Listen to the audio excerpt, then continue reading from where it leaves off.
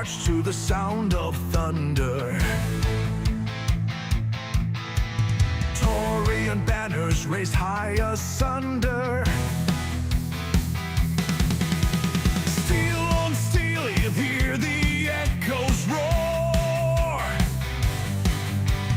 Good times rhymes with war crimes evermore. Get off our lawn, Starling scum, we stand as one.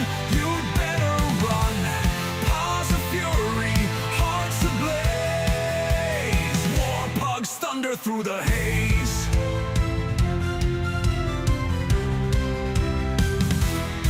From dusty plains to the jagged peaks, we guard our home through fire and sleet. No Concordat will kneel or bow. Our cause is just, our time is now. Get off our lawn, Starling scum, we stand as one. You'd better run, paws of fury, hearts ablaze. War pugs thunder through the haze.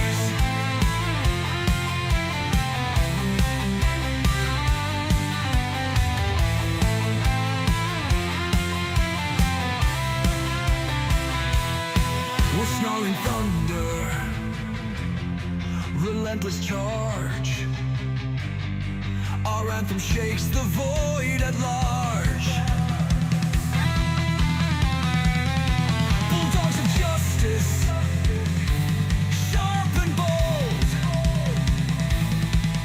Our legacy's forged in myths untold. We howl for freedom, we rage for peace. Our battle cries will never cease.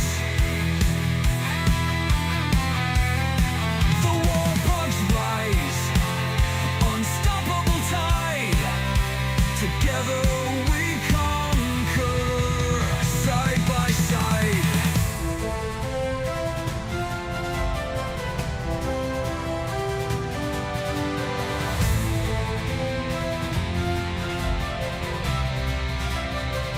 Get off our lawn, Starling scum, we stand as one. You'd better run, paws of fury, hearts ablaze. War pugs thunder through the haze. Woo! Thunder haze.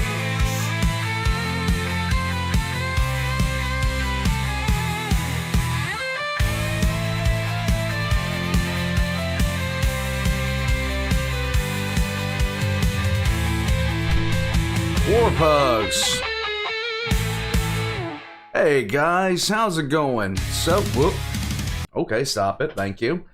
Guys, how's it going? It is time.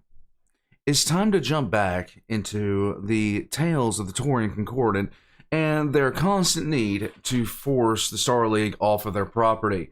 Guys, the Taurian Concordat is, at this point, it's my flavor of choice. I'm just saying, but I keep waiting for them to have that southward dark turn. I'm just saying, I keep waiting for them to have that downturn into something a little bit more messed up, a little bit more screwed up. But we will see if it comes this time. We will see if it comes this time. Every group. Well, Mad Mergen, don't worry about it. There's going to be enough nukes here because we stopped right on the start.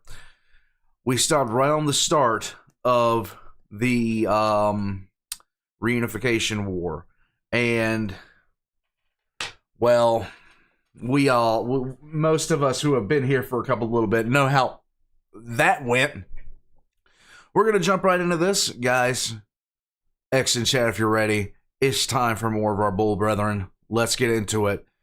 God, it's Tuesday already. Okay, so this is going to be the last time I do a live stream until I come back from my vacation. I am ready for that. Let's go.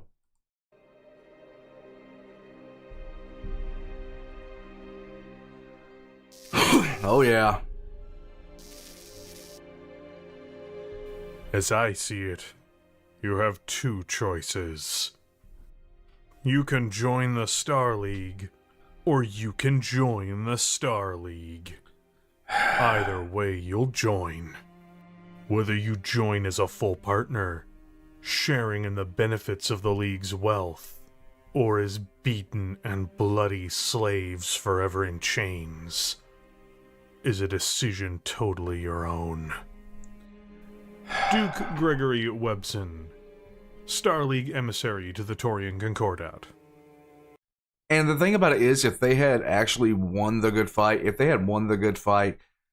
my God, they would have shoved these quotes down their throats and etched them into their tombstones. It's a Valk! Hey, Valk! 2575. Pretty much, Black Wolf. I know, right, Stephanie?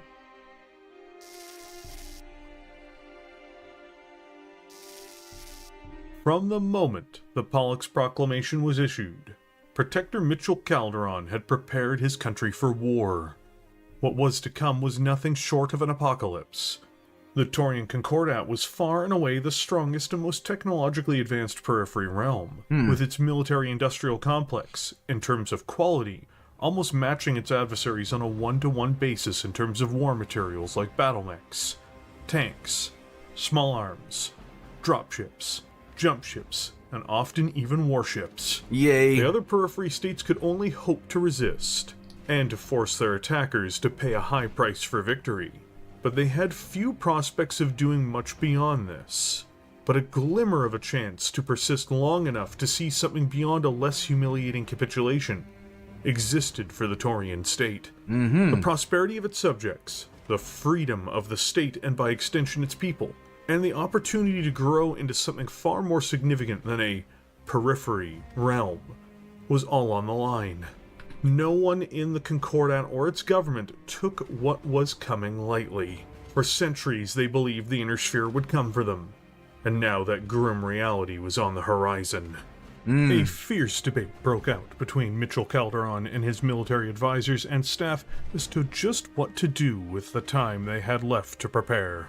Few states, outside of the Concordat itself, fully understood just how powerful the periphery realm had become.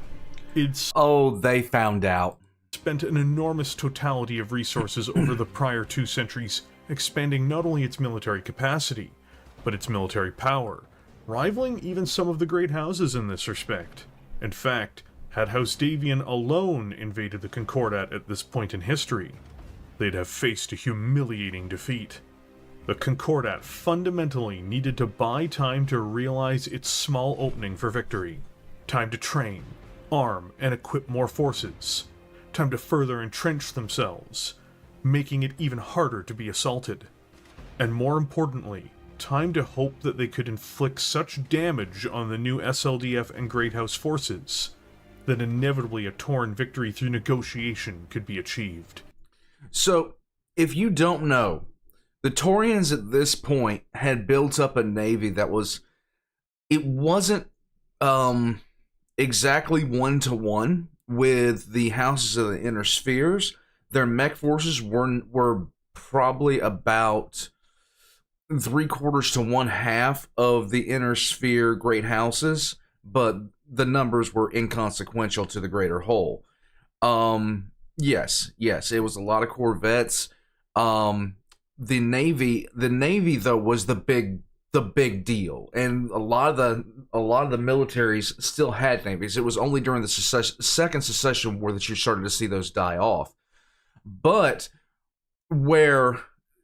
and there's a lot that goes into this.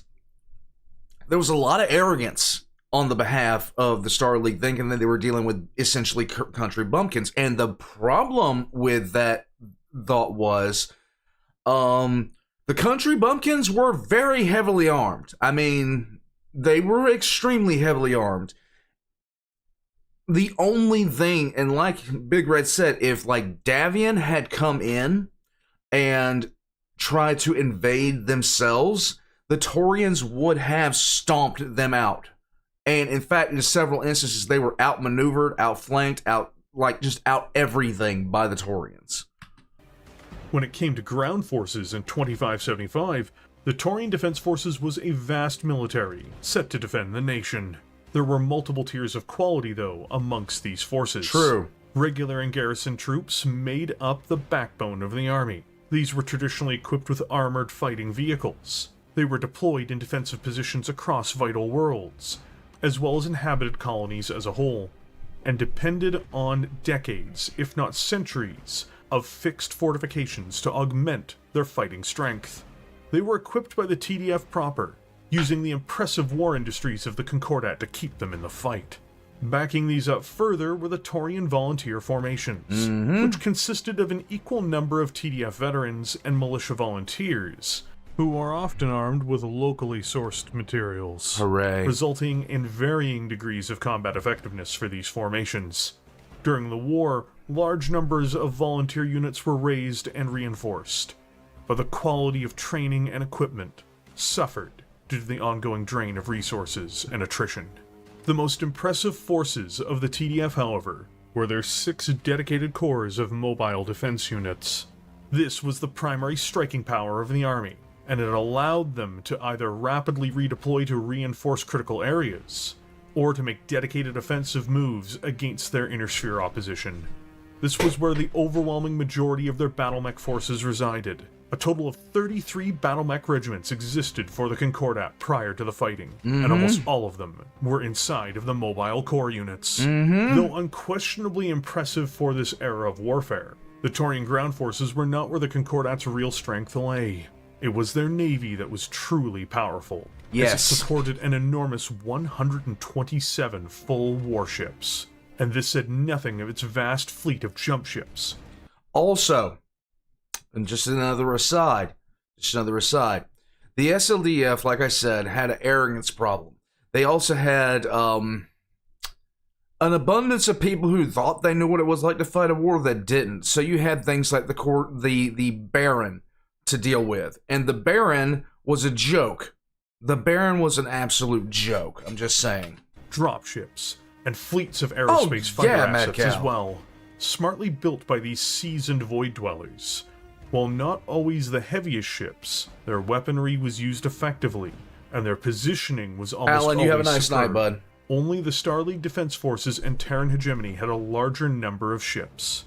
This was the glue that held the Taurian defense together, and it was the primary source of its protection and its offense. In order to survive what was coming, in order to bolster their ground forces, and to create the only win conditions they could hope to achieve, it was decided by the Protector and his advisors after many debates to have the TDF land a telling blow on the SLDF's assembly areas near its borders.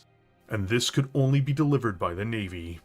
This was the only arm of the military that could match their collective adversaries in anything like parity in the local region. Yep. And it was necessary to strike first and hard before reinforcements, both naval and ground forces in character, were called upon to storm the home region of House Calderon. This was of vital national interest, and 2 men played key roles in what came next. The responsibility of the overall defense of the Taurian Concordat fell to the Protector of the Realm, the previously mentioned Mitchell Calderon. Mitchell had Why does he look like Edward Stark? I'm just grown asking. up in a world dominated by hatred of the inner sphere and paranoia around it. Hooray. It was also traditional for children of the Protector to take up roles within the government as soon as they came of age, and Mitchell took to this quite naturally. Interestingly, he is the second child of Protector Katerina Calderon, who passed away due to a series Avalon. of strokes just prior to the conflict. His older brother, it seemed, left any ambitions for the Protectorship behind, because he had no aptitude or desire for it. This sibling became a botanist instead. Prior to becoming the head of state, Mitchell used his position within the government to transform the internal services into a much more effective intelligence apparatus.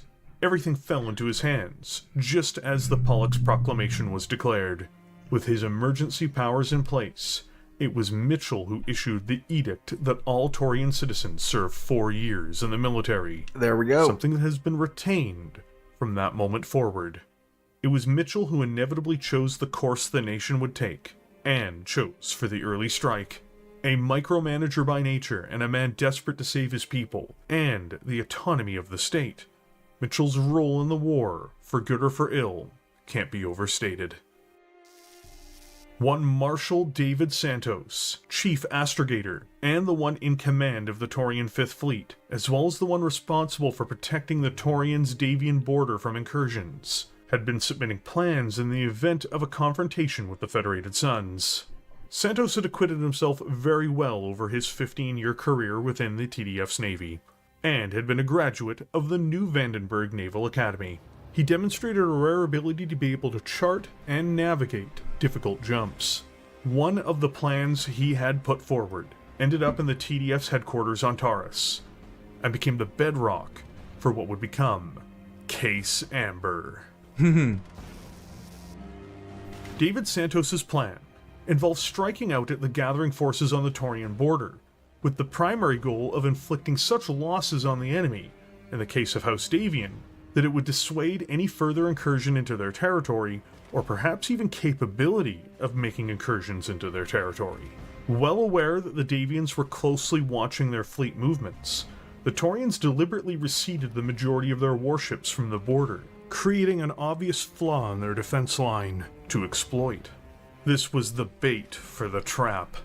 And I have stated over and over again a couple of things while watching this, and this and other things. Don't go into somebody's backyard thinking you're going to do some shit, okay? Don't think you're going to do it.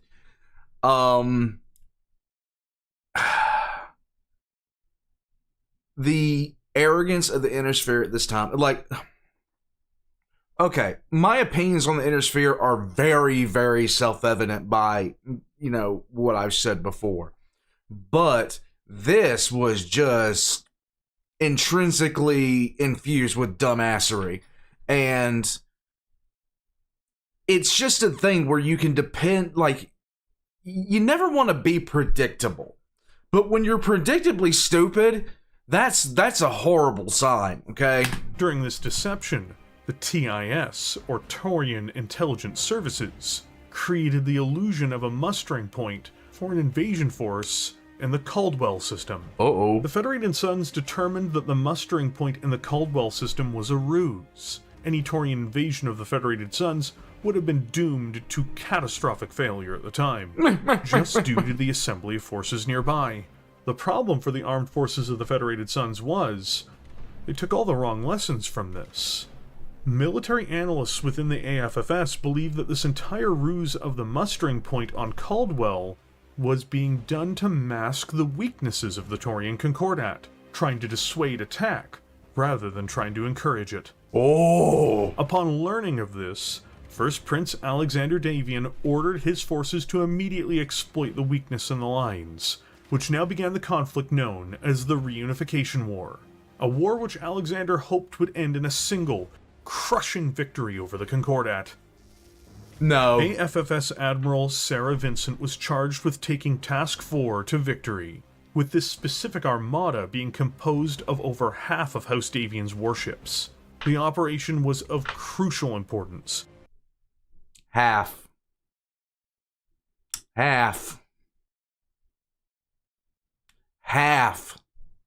Imagine seeing something, thinking that looks like a trap, thinking instead, wait a minute, that's a sign that that place is weak. We should throw everything we have into it.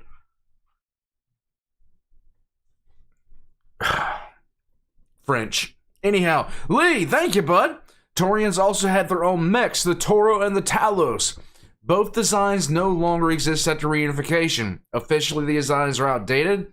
Unofficially, they're almost national symbols that need to be removed. Yes. Yes. Very much so. And I'll tell you this. I can't remember what game it was, but I got my hands on a Talos, I think it was. And it was fun. Yes. Saurum, the lion, the witch, the audacity of this bitch. Yes, very much so, okay? Very much so. Oh, God, here we go. Thank you, Lee. Thank you so much, man. And represented the best chance for the Federated Suns to have a quick and favorable resolution. There would also most certainly be glory in their conquest. Oh yeah, much glory. When this force arrived in September of 2577 in the Tentavita system, they overwhelmed the meager defenses in system, diverting the attack next to Pierce in early October. Once more, the system defenses were overwhelmed in quick order. Oh no. Things were too quiet though, and even the Davians seemed to realize this, and they now began debating whether to assault the suspected false mustering point of Caldwell during October or not. Admiral Vincent, though, was bleakly informed of an assault directly inside Davian space, and more critically, she did not possess all of the details of the catastrophe unfolding. Oh no! Marshal Santos led his fleet to Panpor, a known Davian military staging area. His Taurian armada, made up just like the Davians of a huge percentage of the Navy, encountered Davian Task Force 2.7, which was comprised of 12 warships, but also a series of troop transports, light escorts, and jump ships. What unfolded was nothing short of a complete disaster for the Federated Suns. 9 Davian warships were destroyed, along with 18 dropships, and the 3 remaining warships were captured by the TDF. In addition to that, 3 jump ships and 8 dropships filled with war supplies were also acquired. In response, Santos had only lost 1 warship and a handful of dropships, making his victory overwhelming, as he had more ships by the end of the fight than before it, whereas the Davian task force had been annihilated. Santos did not linger, though, waiting to recharge before departing to his next objective. After studying his would-be adversaries for so long, Marshal Santos knew the reaction to come. Admiral Vincent returned to the Tentavita system and split her assets, trying to cover the primary jump points, while they examined their next moves. What she didn't know is that there were decoys and assets hidden in system. A single monitor vessel began broadcasting fake signatures, making it appear that a warship squadron was hiding around the system's 5th planet. Oh no! This drew Vincent to engage the fleet, while her deputy was left with less ships, securing the nadir point. She did what you should never do when you're about to be attacked. She divided her fleet, splitting the Davian ships into 4 groups now. Yay. 24 hours after Vincent burned towards the monitor, Santos jumped 3 squadrons of warships to the zenith point. They overwhelmed the Davian ships they came to ambush brutally. The Taurians destroyed 6 of the 10 warships they met, and captured all remaining vessels. LOL. Vincent's forces having been split, she now faced a terrible circumstance, as she was outnumbered 2-1. With little other choice, she attempted to battle her way through the numerically superior Concordat fleet. The battle lasted for an hour, with all but 4 warships in her flotilla being destroyed or captured. Her own warship, the FSS Lucian Davian, was destroyed. She should have named it the FFS Yo Mama. I think at that point, she might have, gotten away with it. I'm just saying. With all hands lost. Vice Admiral Brimmen Davis Peckold, now the man in charge of this disaster, found even on this other side of the solar system, the vessels that he had left to guard his own rear had also been overwhelmed. Oh boy. As Santos had recharged his vessels and jumped across the system, overtaking another quarter of the Davian fleet. Peckold and the last quarter of the Davian fleet charged the Taurians, knowing their only path to escape lay through them, fighting with the determination of doomed men, destroying 2 Taurian vessels for a loss of 5 of their own.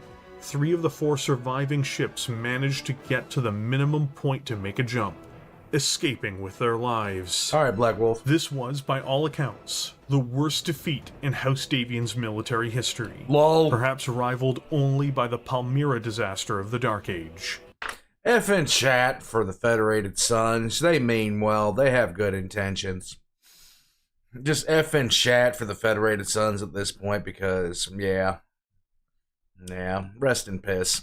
28 Davian warships were destroyed or scuttled, and 11 more were captured or otherwise recovered by the Taurian Navy. Dozens of combat dropships and hundreds of fighters were destroyed, and the bulk of the Davian fleet's tenders had been captured. Between Panpor and Tentativa, 3/4 of House Davian's war fleet had been crippled, captured, or destroyed. Yeah. Alexander Davian and his military reputation was left in tatters as the Taurian Concordat raised their flag over the most significant military victory in its history, before or since. These naval victories achieved by the TDF did all that they were intended to do materially. The Davian corps stationed and mustered to participate in the attack on the Concordat were hopelessly neutralized as a meaningful threat to the realm.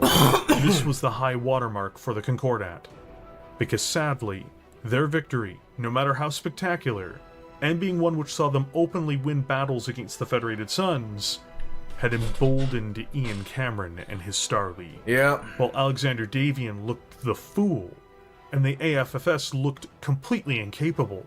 It caused a groundwell of support for the First Lord, who now had to deal with the periphery threat with his new SLDF, since the Federated Suns had failed so spectacularly to do so. Yeah. With the massive support he now enjoyed, and justification for war, as propaganda had been lying, stating the Taurians had struck the first blow, Of course. Ian Cameron was free to prosecute a war with limitless public support, and the endless material support of the Star League.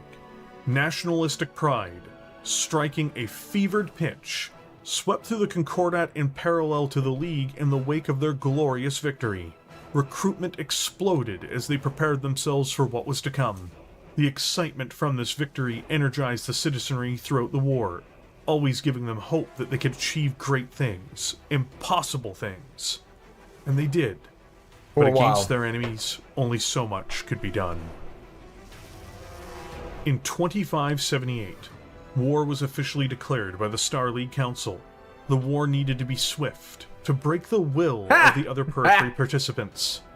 If the Concordat, the mightiest of the periphery realms, fell, then the others would most assuredly fall in line, suspending the Ares Convention for their forces, as per an edict of Lord Ian Cameron.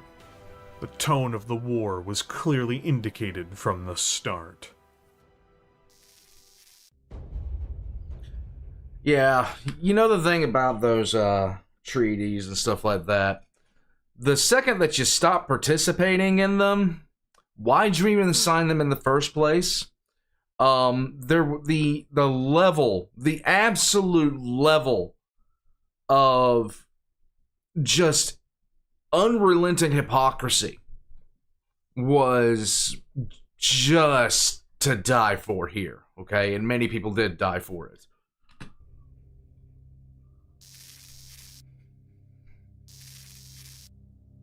The general who wins a battle makes many calculations in his temple before the battle is fought. The general who loses a battle makes but a few calculations beforehand. Thus do many calculations lead to victory, and few calculations to defeat. How much more no calculations at all?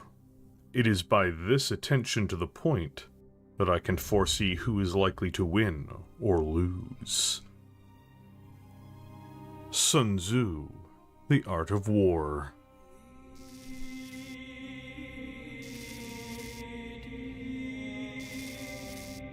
To better understand how the Taurians fight, we must first establish a few basic concepts. Okay. Warfare between established nations can be understood as a separation of generations of warfare. It's Tex. While some will consider this an outdated concept in military affairs, I feel it applies for the purposes of this discussion. Okay. First-generation warfare is characterized by tactics of line and column. It is the ancient mass of close order formations and is largely shaped by the technological and communication capabilities of its day. The concept then was to maximize firepower through rigid drill and training of utterly disposable forces, and then to focus your attritionable assets on the enemy's front in order to achieve victory. The second generation of warfare is still linear, but incorporates a heavier reliance on indirect fire as the progression of technology allows. As well, The second generation of warfare fully incorporates the industrialization of a nation. Thus, masses of manpower are replaced in turn by massed firepower. Third generation warfare is the established use of nonlinear tactics by focusing on maneuver and precise firepower instead of pure attrition. The idea is to bypass, surround, and then collapse enemy forces through combined arms doctrine and mobile warfare capabilities. Defense in third-generation warfare is the classic concept of defense in depth, which is the preparation of land and utilization of forces to delay the enemy until they are exhausted and then counterattack as appropriate. Some call third-generation warfare shock and awe, or blitzkrieg, or combined arms mobile warfare operations. Whatever you choose to call it, it is the mainstay of most industrialized nations. It is the projection of power made possible by industrialized civilizations, backed by all the weapons and knowledge they possess. The Taurians, however, have embraced fourth-generational warfare. When you must defend yourself against a nation which possesses greater manpower, equipment, technology, and power projection, you must embrace deeply asymmetric strategies in order to balance the outcome. You must use irregular forces. You must bypass traditional military targeting rules of engagement and operational objectives in order to deliver psychological or cultural damage upon an opponent. Personally, I like to hide speakers that play caramel dancing 24 hours a day at least 30 decibels. If the Chinese ever invade, I will drive half of them psychotic by the time they ever get like 10 miles inland. You must abandon all conventions of civilized conflict, broaden your target scope, and erode the enemy's capabilities of waging war from the home front to the battlefront. Unconventional warfare may be seen as dirty, but it is supremely effective. Against Hobbesian leviathans such as the SLDF, the Taurians embraced area denial anti-access asymmetrical strategies and went to work. As a non-signatory of the Ares Conventions, nothing is off the table in their playbook. And by God, they use it all. The Taurians don't shy away from committing terrorism, both conventional and nuclear, or using civilian populations as shields. In space, they deliberately target jump ships regardless of conventions against such. Their aerospace assets are more than capable and willing to commit kamikaze attacks in order to cripple or destroy much larger targets. On the ground, they favor insurrection movements utilizing the most brutal and long-established guerrilla warfare tactics and strategy. Their defense doctrines fully embrace chemical warfare, mass poisoning, and the targeted assassination of political, military, and civil leaders. When they must give ground, they use a scorched earth defense, which means ensuring that any conqueror inherits nothing but ash. The overall objective of these strategies is not necessarily to ensure a Taurian victory, for winning under these limited circumstances is never a given. Instead, the Taurian way is to make war as unpalatable as possible for anyone who dares to fight them. And should they lose, they will make the price far more than the land is worth. In the business, we call this counter value, and it is sinister enough as an effective concept that it causes a cold sweat whenever mentioned. You gotta do what you gotta do. Ah, yes. I was eventually picked up by a Taurian cruiser. 23 years later, most of them spent in a Taurian hard labor camp, I was finally exchanged back to the Federated Suns. I'm an old man now, whose memories have been failing recently. I forget the good things and remember the bad.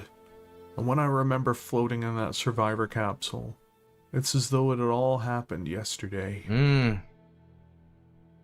From Recollections of the Reunification War, edited by Baroness Bethel Dryson, Star League Military Press, 2809.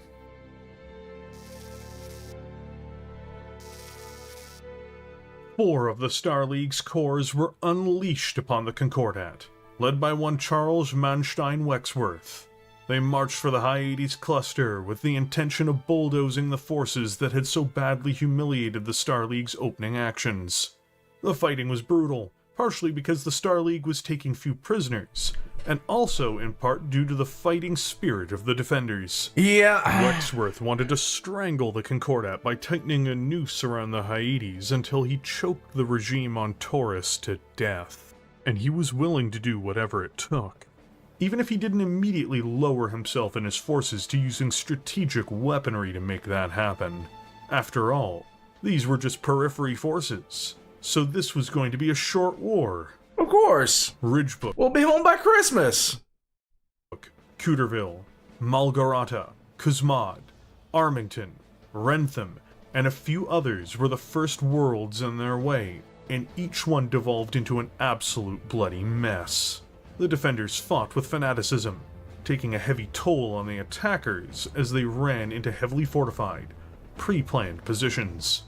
Even pacifying these worlds took excruciating months of intense conflict, and they also had vicious insurgencies afterwards. The SLDF continued its hungry advance into the Concordat despite being hit with the bull while they struck out at it. But things were going much slower.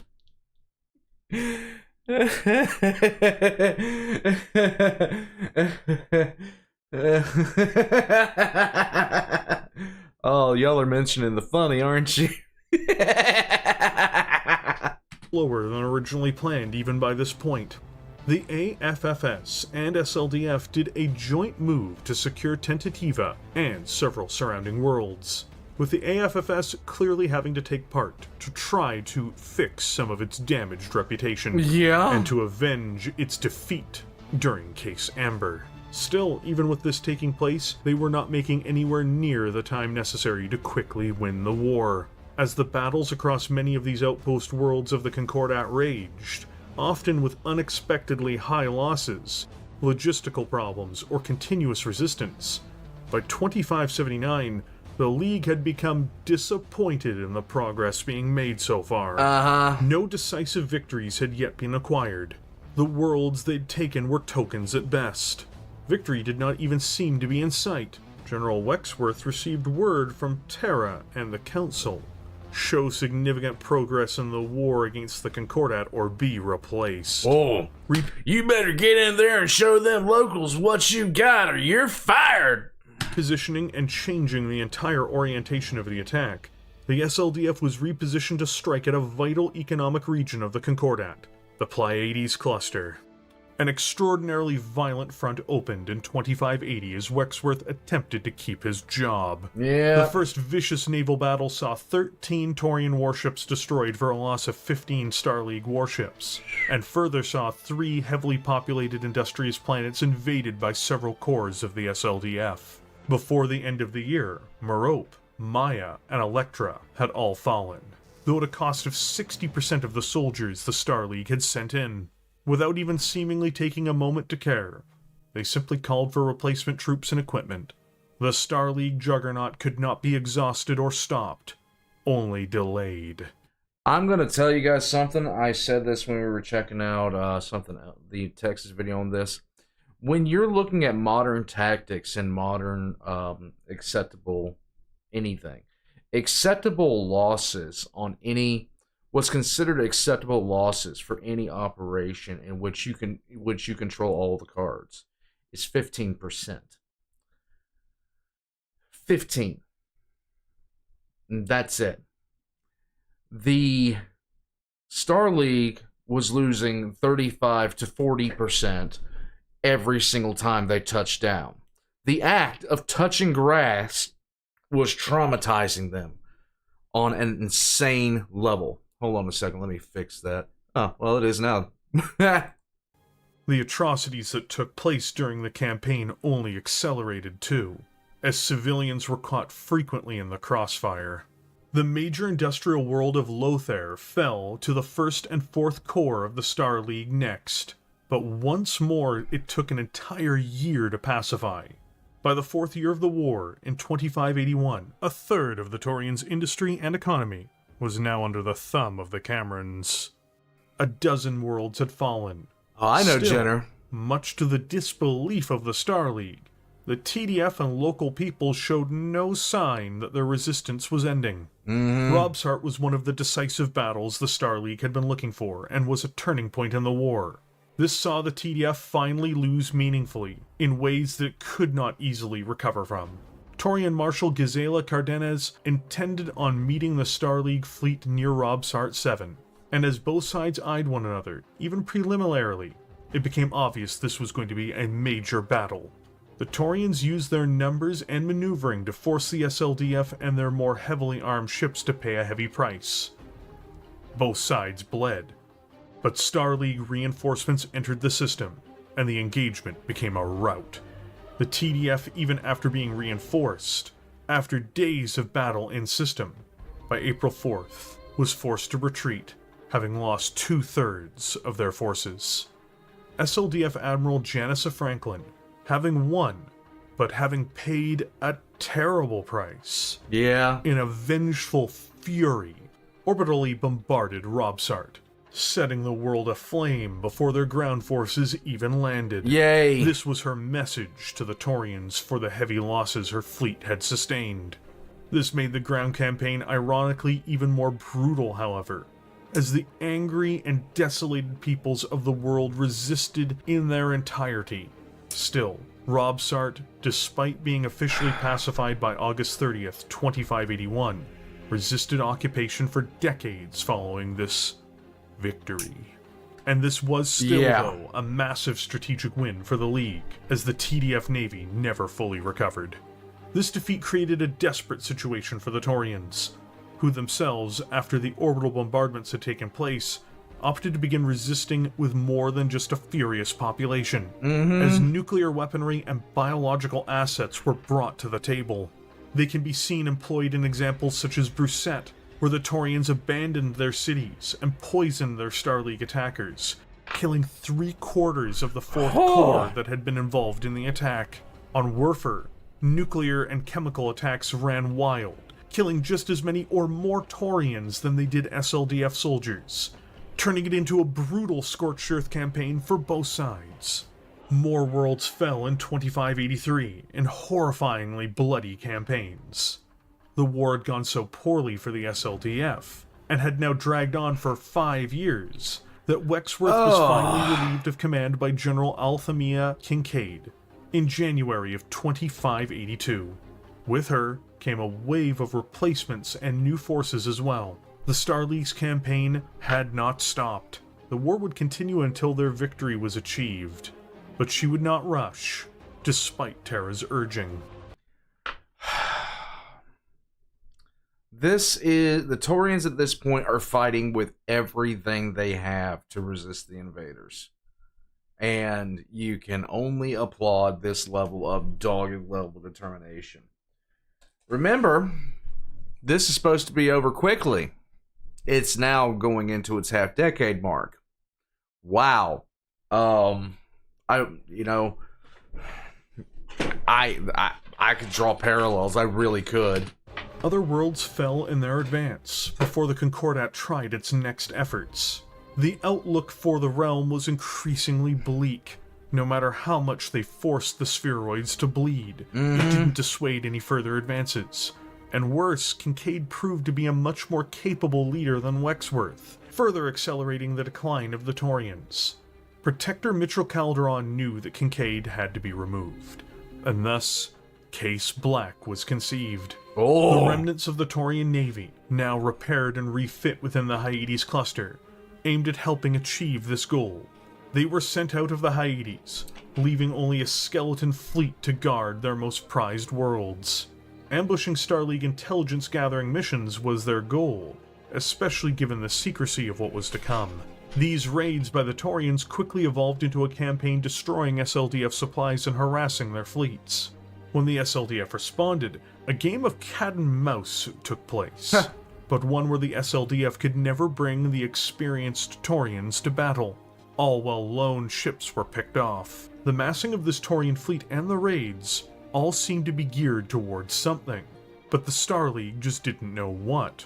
In order to achieve any kind of military successes, the Taurians knew that the SLDF's leadership needed to be hindered and removed locally. Yay! Assassins, a commando team sent with a FedSun transponder code to slip past enemy lines, arrived on Feargrove. Having broken the SLDF's encoding, they knew that Kincaid was there to inspect a local base, setting up position and firing a specialized prototype particle beam at the general. They mortally wounded her before they were killed in response. But the mission was achieved. The Starleague's chain of command cracked as various commanders tried to take charge, and were unwilling to step aside for one another. This gave the Taurians the breathing room they desperately needed as the front's operations ground to a halt. Much of the commanders involved with this were relieved of duty during this debacle. Before one General Amos Furlow. Baby killer.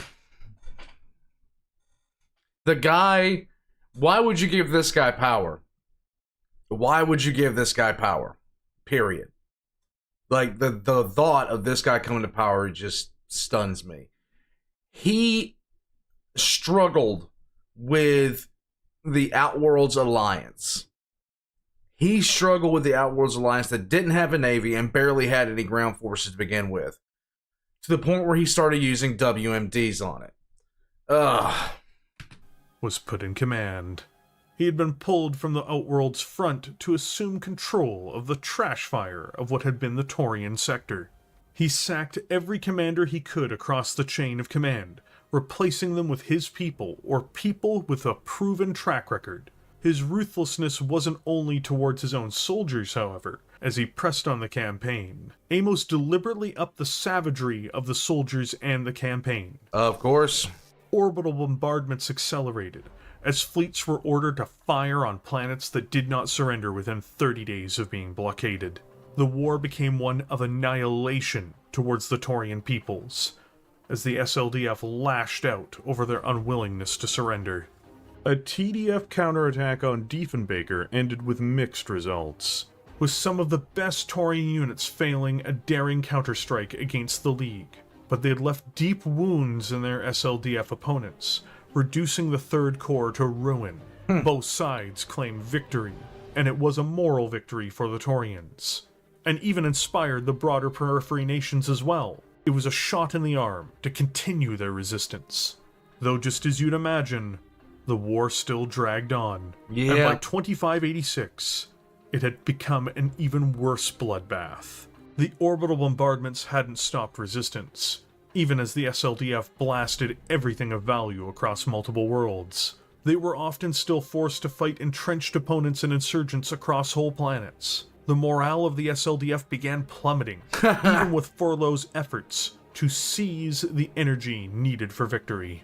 Every world was turning into a quagmire, even some of the planets that had already been taken. The fighting became so dour, so horrible, and so brutal that the SLDF units even began experiencing mass desertions. Hooray! Impacting their already troublesome ability to replenish their soldiers. Yeah, now this is the World War I comparison because, yeah, they were just not having it. They weren't having it anymore. It was a constant meat grinder in the worst positions. The most vicious and psychopathic amongst the SLDF were elevated on purpose by Furlow, and the wary were now arrested and tried. Things would only get worse. Essential infrastructure was scuttled and more worlds fell, all while the fighting became even more intense. The Battle of McLeod's Landing was particularly harrowing, where the jewel of the Taurian Concordat was turned into a mass grave filled with rubble for the people that remained on the planet. It took so long to secure, and such was the carnage, that even the SLDF did not celebrate their victory there. Ha! Soon, everywhere outside of the Hyades seemingly was falling. or was in the process of falling to the SLDF, even with the grim and determined resistance offered by the defenders. Mitchell Calderon needed a victory, anywhere, and asked Marshal David Santos, who he had relieved earlier in the war due to not reinforcing the lost Battle of Robsart, to deliver it. Santos took the mission he was given, to escort some of the last meaningful strike formations into Davian-held territories, to grasp hold of a victory to reignite resistance. The only problem was, such was the coverage of the Hyades cluster by the SLDF's recon ships now, his fleet's movements were easily tracked. Yeah. A major league fleet, led by Admiral Yukiko Pikuano, intercepted Santos and the Montour system. Santos attempted to hide from the larger, more powerful fleet, hoping for time to recharge his ship's jump capacity. But it didn't work. Santos fought well, using planets, asteroids, and moons as much as possible to break contact with the enemy, trying to buy more precious time. Marshal David Santos and his crew perished aboard the TCS Samantha Calderon, along with the ground forces they were escorting, the 8th Provisional Corps. The Taurian Navy, its last meaningful remnants, were broken.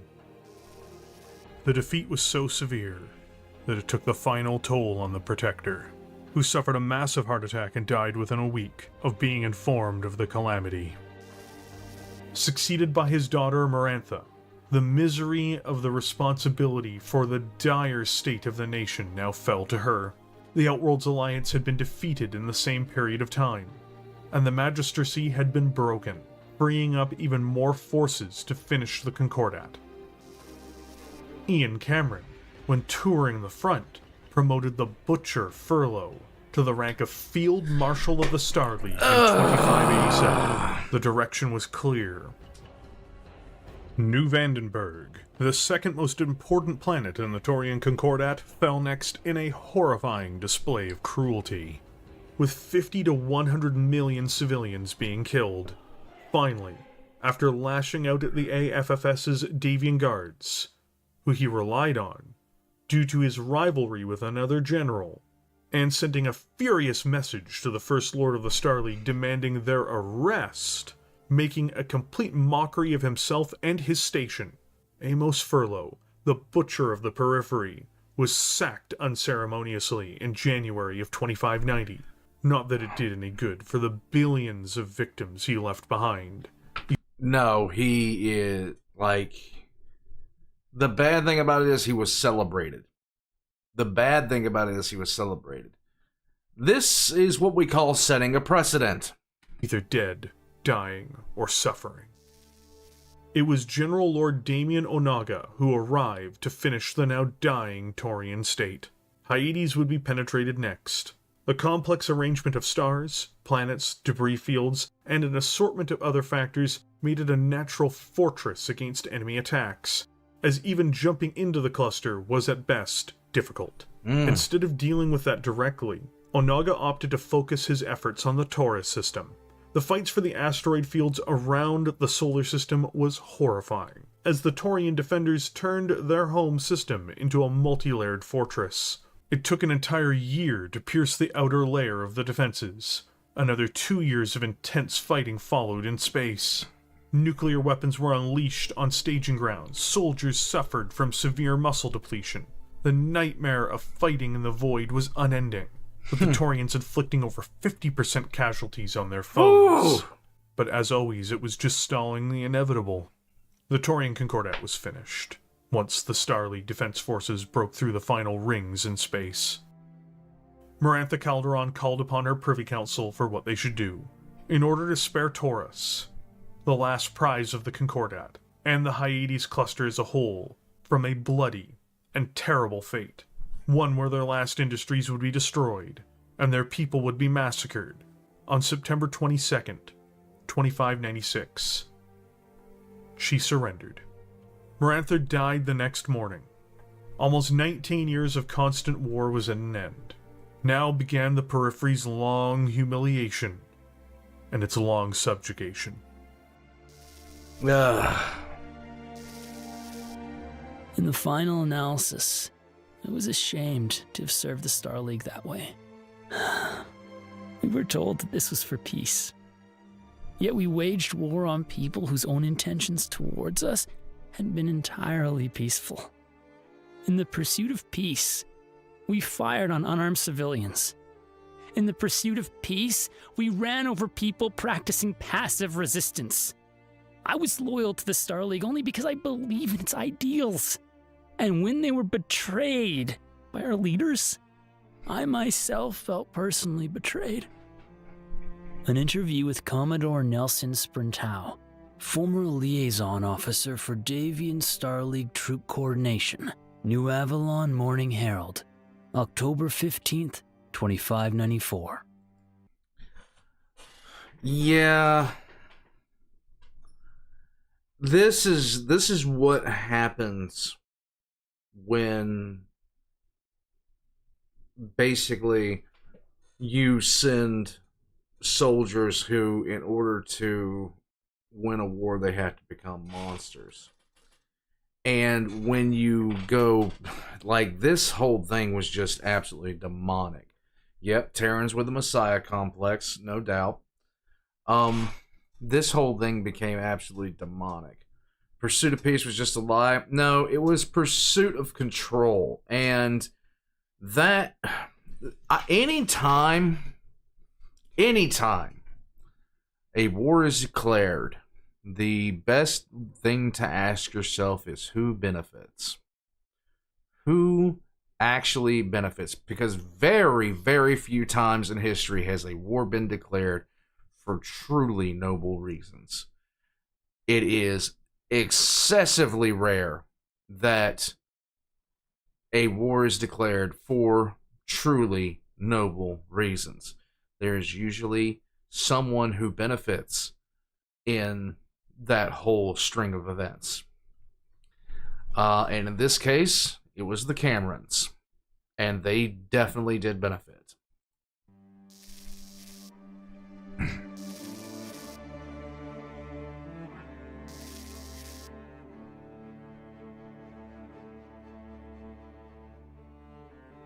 Very true, Igor. Yep, Sam.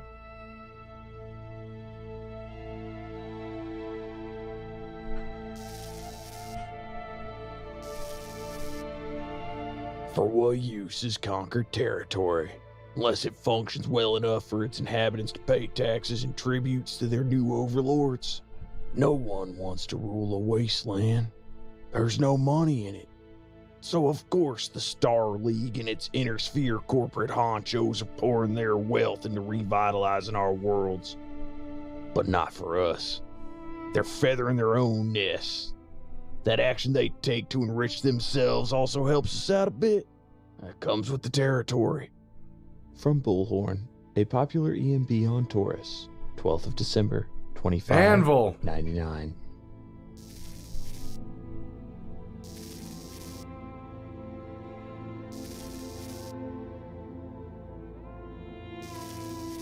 The now conquered periphery realms were mostly in shambles, and the Taurian Concordat most of all.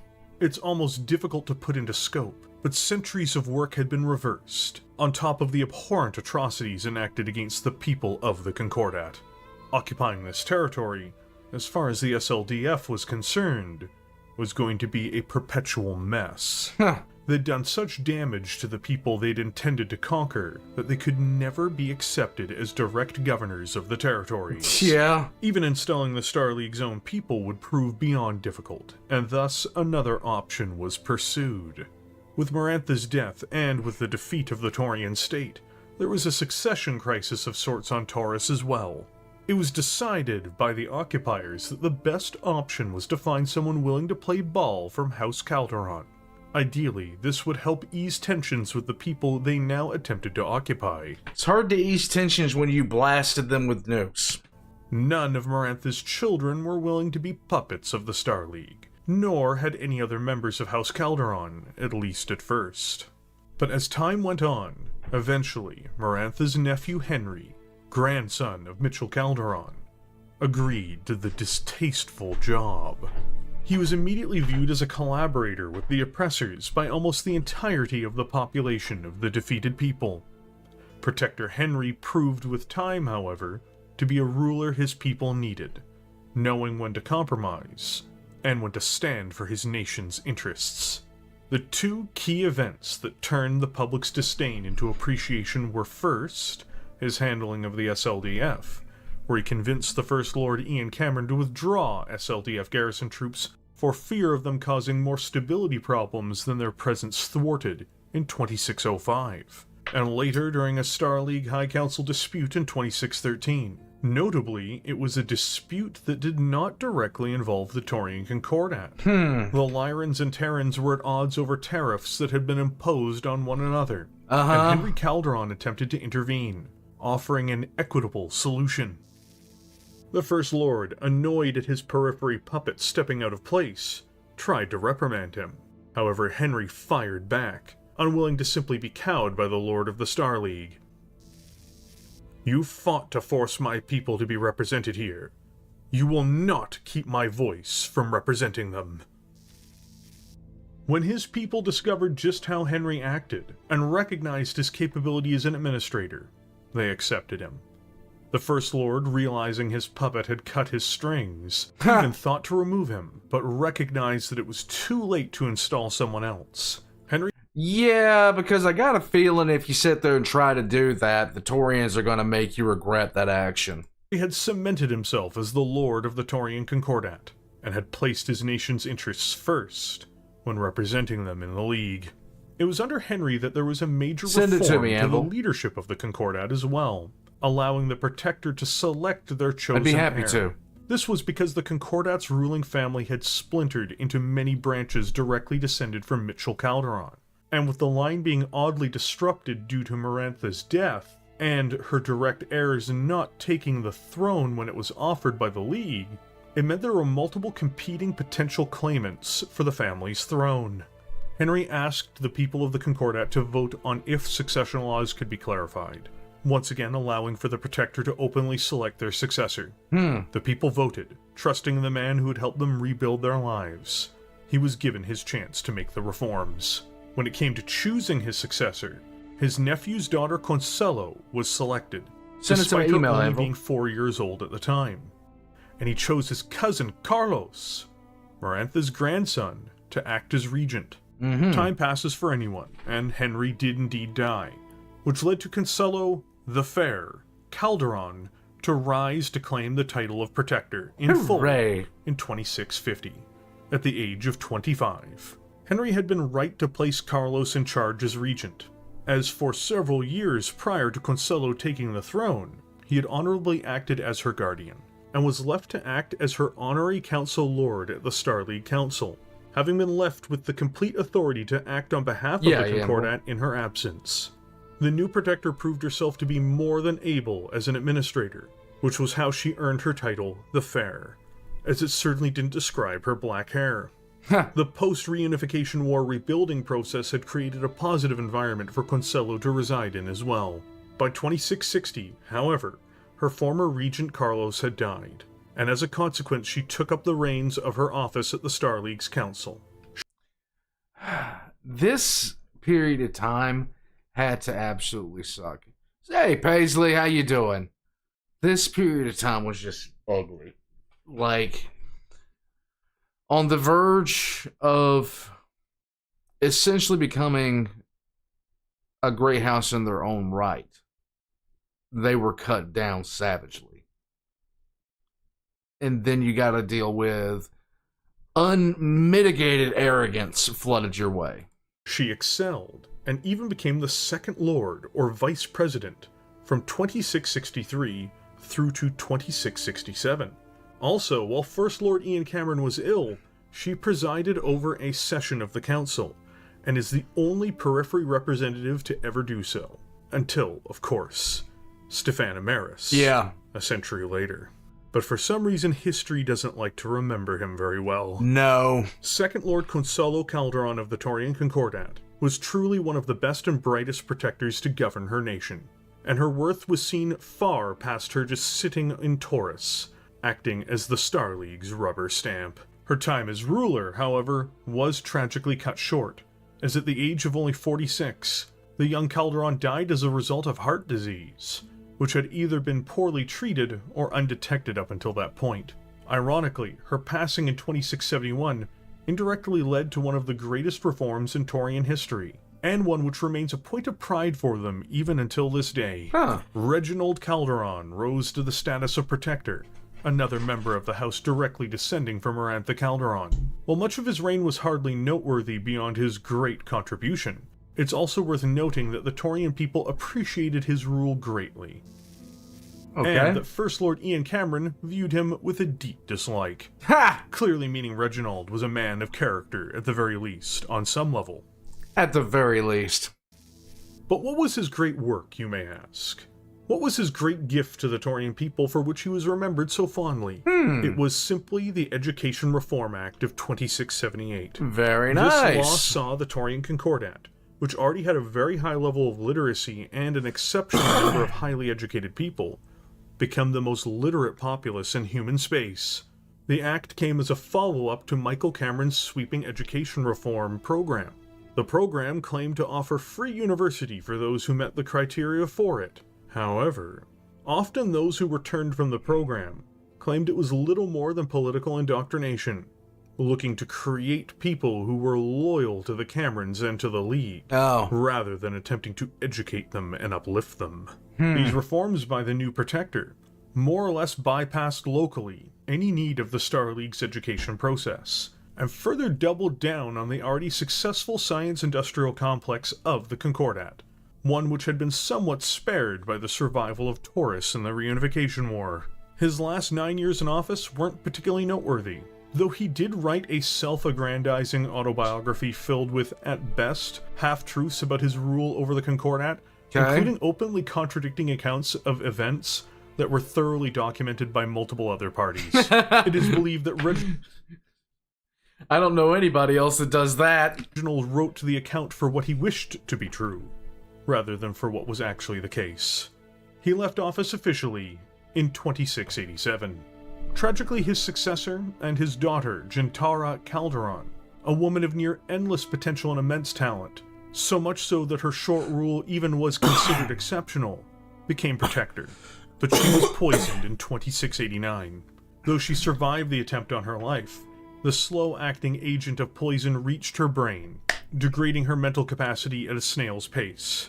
But it did do so all the same. Damn. Her rule ended after only 5 years in 2694, when she was forced from power by her Privy Council and replaced by her brother, Brandon Calderon.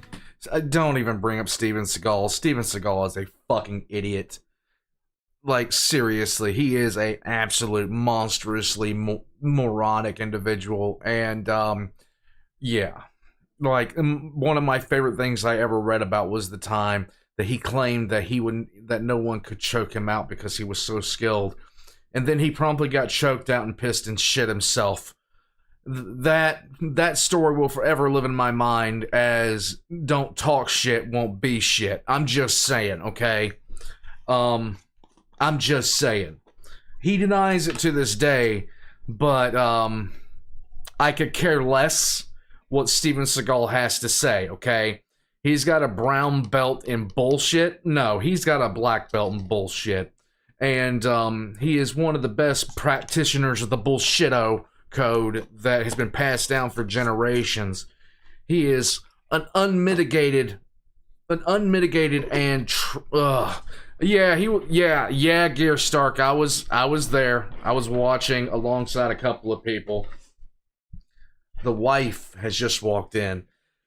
Guys, I would like to celebrate my wife.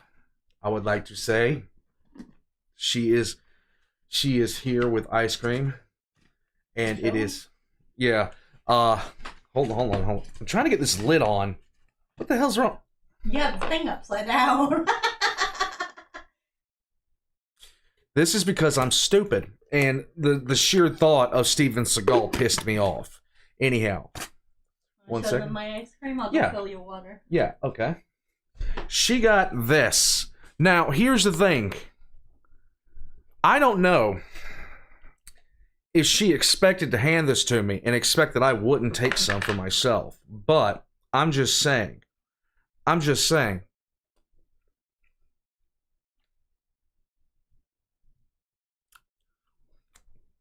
It's all nah, not a fan. Not a fan. I'm gonna have to show you guys at some point. I'm gonna have to do some filming later at some point. I don't know. Thank you. Take a bite. Yeah. Can you turn on that? Give me a second. Give me a second. Hold on a second, guys. Can you turn on that? It is. On? It's not on. It's on heat. Yeah, it's on heat, and it's like hot. Why the hell do you have it on heat? I didn't have it on heat, woman. Out here. God. All right. Anyhow. Starling. Ice cream and anime. Okay, sit down. God, she's just being herself. Who ruled the Concordat in a very by-the-numbers way. Thank you, Repressed. Have a great stream, my guy. I'm glad to hear some Seagal slander. Did you ever get into DBZA, dude? One of my biggest regrets is I didn't start the channel by the time I was watching DBZA.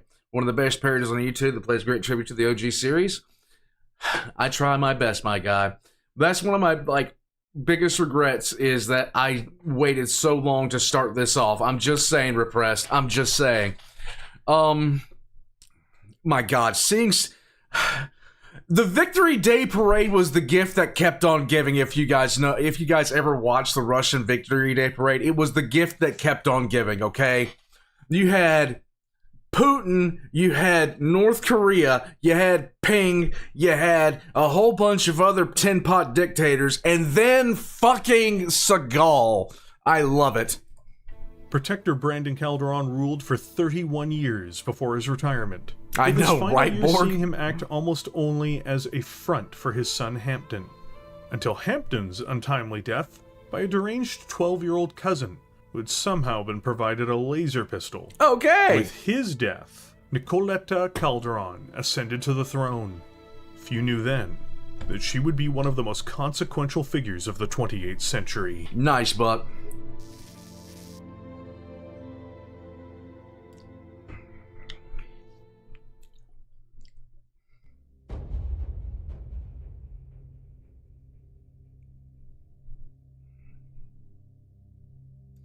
Just send me the link, Anvil.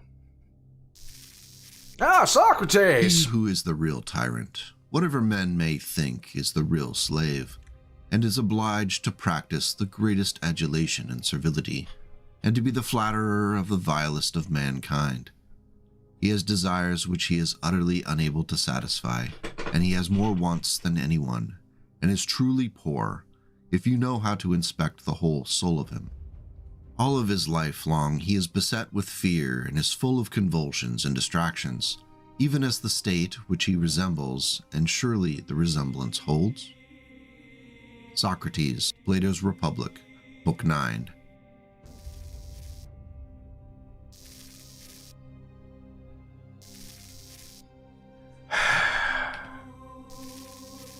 The 28th century is a turning point in human civilization, not only from the perspective of the people who lived through it, but also through the lens of everyone who came after it.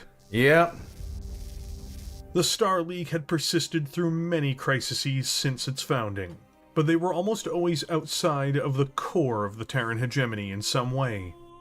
Houses fought amongst one another, but the Camerons at the center of the spider's web, lurking from their lair on Terra, always retained final authority and control over the happenings around them. But despite this, there is always the rot of corruption, waiting to degrade and destroy what has been built. No empire lasts forever, and the people of the Inner Sphere and Periphery discovered that dramatically in this era. Yep. The Camerons themselves became increasingly unstable during the final years of the Star League. To understand the Taurian position in all this, Unstable. Unstable. That's a way to say it. we need to understand the leaders of the League in this time. Mm-hmm.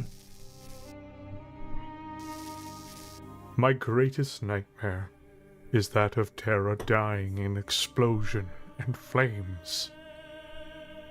No hope exists amid the rubble. Only the step of hulking mechs.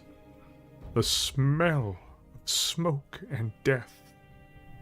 And the wail of orphaned children. Ask your grandpa about that, man. You might get some useful insights. He was in the mech, by the way. A letter by Jonathan Cameron to his wife.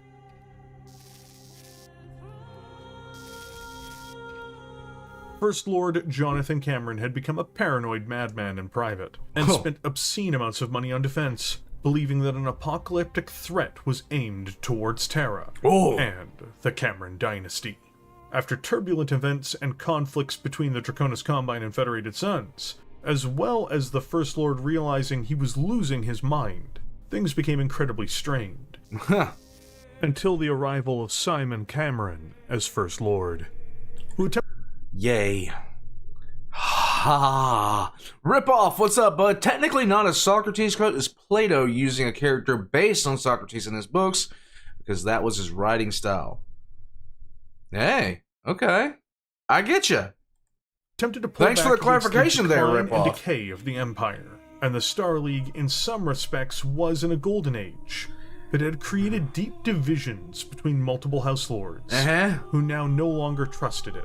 Without the involvement of every House Lord, the League could not stand, even with the prosperity and military power it had put on display. Oh my god. Yeah, this is true. The quotes are still attributed to Socrates. We don't even know for truth if Socrates existed. He might be a fable. He might be an actual just tall tale. Kind of like Aesop or something like that. Major Crit, the Star League was as stable as a table with two legs, and one's longer by the other by an inch. And I will say this. A big proponent of the eventual breakup of the Star League, I would say give them 60% of the credit, was not the Rimworlds, I'd say flat out, it was the Caretans. Because the Caretans were constantly testing shit. And constantly pushing, and constantly being a pain in the ass, and constantly being a bunch of dicks. They were constantly. RimWorld, I disagree with that. I think it was like, and of course, this is me being like newer to the lore, so you definitely would have a better insight. But while the RimWorlds would have pulled the trigger, the Caretans lined up the shot and positioned the sniper. Like, the amount of bullshit the Caretans got up to was just really stupid. I'm just saying. Let's go. Worse, in the beginning of the 28th century, the House Lords forced through the signing of a new act, namely Council Directive 41, allowing for the mass exploitation of periphery resources by intersphere corporations, with little to no protection for the people of the periphery. Oh, yay. Waves of exploitative businesses began pillaging the region.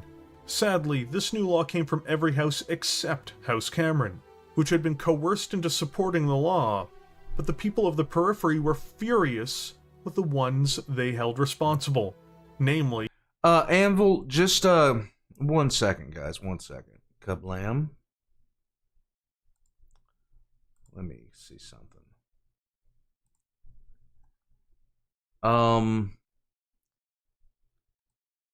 If you go down, 1 second, hold on, let me check something out here.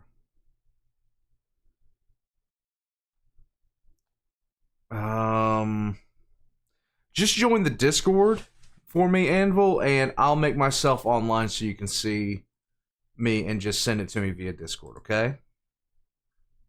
1 second. The family of the First Lords.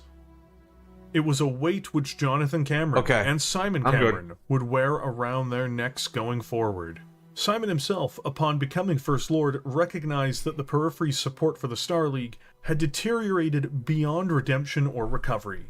Worse, he could do little to remedy it either, as the other House Lords themselves were divided, with few of them holding any true loyalty to the system any longer, after the disaster of the Davian War of Succession and the Free Worlds League Civil War. Simon believed the periphery was preparing for a conflict. And he was certainly correct, as intelligence displayed that every high-quality weapons facility in the periphery had been turning out battle mechs, tanks, and other war-making materials before vanishing into sales to unknown buyers. Oh!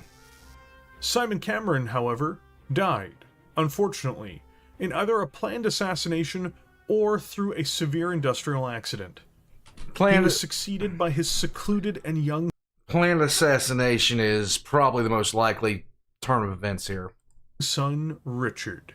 Richard, unfortunately, would be manipulated by one President Stefan Amaris of the Rimworld's Republic, who would twist him into a vile creature, who would be regarded as one of the most selfish and delusional leaders in the history of the Inner Sphere. And here we The Starleague go. Council, without consulting the regent Alexander Kerensky, passed punitive new taxes on the periphery to fund their own house armies.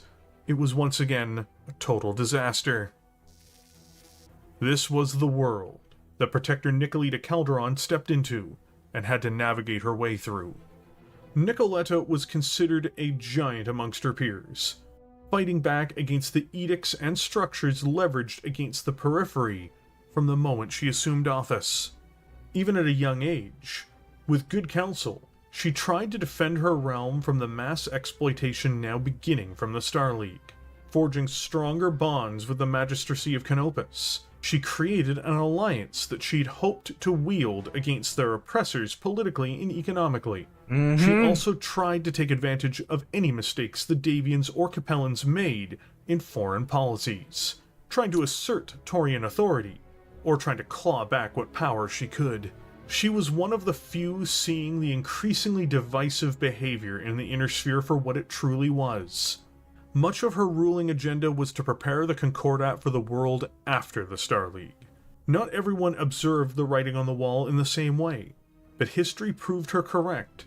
She prepared her people like no other state during this era. There was a lot that was going on here. There was a lot that was happening during this time. So to somebody who was astute looking in, you could see the writing on the wall. The Cameron dynasty was in trouble.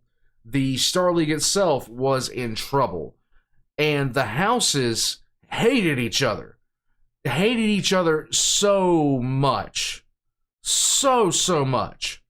Oh my god. Yeah, Fat Genghis Khan appears. Somebody get this guy. Yeah. But President Stefan Amaris wasn't just manipulating First Lord Richard Cameron, because in October of 2754, Isleen Malvina, Privy Councillor to the Taurian Protector, met with the President of the Rimworld's Republic. I don't have much time, Lord Stefan. May we skip the preamble and get to business? I have always admired that about Taurians. Your ability to cut swiftly to the heart of a matter. Truly, the Council Lords of the Inner Sphere could learn much of honest statecraft from your example. Oh. You have 5 minutes to say something worth hearing. Mechs. What? Battle mechs. Several battalions worth. Regiments even. I can help you get them, and give you the means to keep them hidden, along with those you'll train to pilot them. A secret mech force, to be held in reserve until needed for your defense against the SLDF. Because you know, of course, that the Star League will never let us go without a fight. Quipper. Have I reached my 5-minute limit, Counselor? Or shall I continue? Lord Amaris, you just bought yourself the rest of my day. What mechs? Where? What tonnage and weaponry? And how in the blazes do we keep Kerensky from finding out about them? The first mention of the man. May I assume that I have the Protector Calderon's ear? And only hers? along with what few trusted military authorities she deems necessary. We want no leaks of our plan. Yeah? It's not that hard. Say fuck the SLDF and you've got somebody listening into you. The SLDF and Star League intelligence seemingly never fully understood where the weaponry being built in the periphery was all going, but history does. The Amerises were the ones stockpiling it, even before Simon Cameron's death. It only accelerated afterwards. Ameris at this stage began offering this horde, this massed stockpile of mechs. Shut up, Epic. No, please. They've attached a bunch of balloons to it? Why? These would be allies in the periphery, in order to build their armies into something useful to him. He had a plan that he shared with the other periphery rulers, including Nicoletta's representative Malvina. The Shark informed them that he would try to influence Richard Cameron into giving the periphery realms their independence, and if he refused, then the periphery could use these stockpiled armies to take their sovereignty back by force. With the certainty of Ameris' own self-interest, as he was never fully trusted, and with the arms he offered them as collateral, especially given that they were sourced from the RimWorld's Republic. The other periphery lords had no real reason not to trust him. Unfortunately, everyone underestimated just how ambitious Stefan Ameris was. Yeah! Wargame exercises, namely Operation Pervasive Force, calmed things down in the periphery for a few years, as the Goliath that was the SLDF displayed its might and its authority with very obvious threatening maneuvers towards the most distant powers from Terra within the League, informing the member states that they would be punished if they became unruly or disobedient. First Lord Richard Cameron, who was now of age, desperately wanted to rein in his peers, the House Lords, who had massively expanded their armies to such a point that collectively, they might have rivaled or even overshadowed his own. And this is where everybody was really looking. And this is, at the end of the day, when all this stuff kind of broke down, this is what Kerensky was looking at. The fact was, the Inner Sphere was a powder keg, and the only thing that was holding the match from the fuse was the Cameron dynasty, and that was it. And the Camerons had been constantly sipping the pimp juice, and the end result was this little asshole. When he failed pitifully to order the houses to disarm with Edict 156, Richard Cameron became detached and furious. He needed to reassert his dominance over the wayward lords who were his underlings in his eyes, who had just rejected his orders. And to do so, he needed more revenue for the SLDF, to expand it to even greater heights in order to wrestle more power away from the other lords. Levying a tax against the houses themselves, however, was just not going to work. The periphery, though, was weak. And incapable of really resisting such attacks now, wasn't it? At least Richard thought as much. The Tax Edict of 2763 was the final straw for the periphery as a whole. The entirety of the region broke out into protest and tax delinquency. The Director General, the First Lord, displaying his pettiness, arrogance, and stupidity, ordered the SLDF I love how he cut the music periphery, barring the RimWorld's Republic, which had claimed that they would submit to paying the new taxes, despite in essence not. A new organization, the Taurian Freedom Army, was at the forefront of the skirmishes that had begun, even prior to the full rebellion. Nicoletta Calderon and Stefan Ameris engineered the uprising against the League, with surrogate organizations. New Vandenberg and 17 other Taurian planets succeeded from the Star League, while the Taurian Concordat itself, and its capital Taurus, remained a member of the League. In 2765, things finally cooked off. After those damn Taurians, they don't listen to me! General Kerensky failed to achieve a negotiated solution during a tense standoff on New Vandenberg, while his forces dug in across the periphery. Even while he spent time negotiating, the rebels grew in strength. This created a conundrum for the Council, who were unsure how to approach it. These worlds had broken away. However, the Concordat itself was still a member of the League. You know what you need to do? Do something stupid. You're doing good at that so far. Rip off. If you ever have a gap in Battletech Tuesday, you can always go back to Sven's Star League Civil War video. There's a lot in there that text didn't cover. I think I'm going to have to at some point. I think I'm seriously going to have to. Appreciate it, man. Also, he could watch smaller videos like the unit names. I had thought about that, honestly, Red Hawk. I thought about that big time. Yeah, Evan, they're going to do something very stupid. They're going to do something outrageously stupid. Let's go.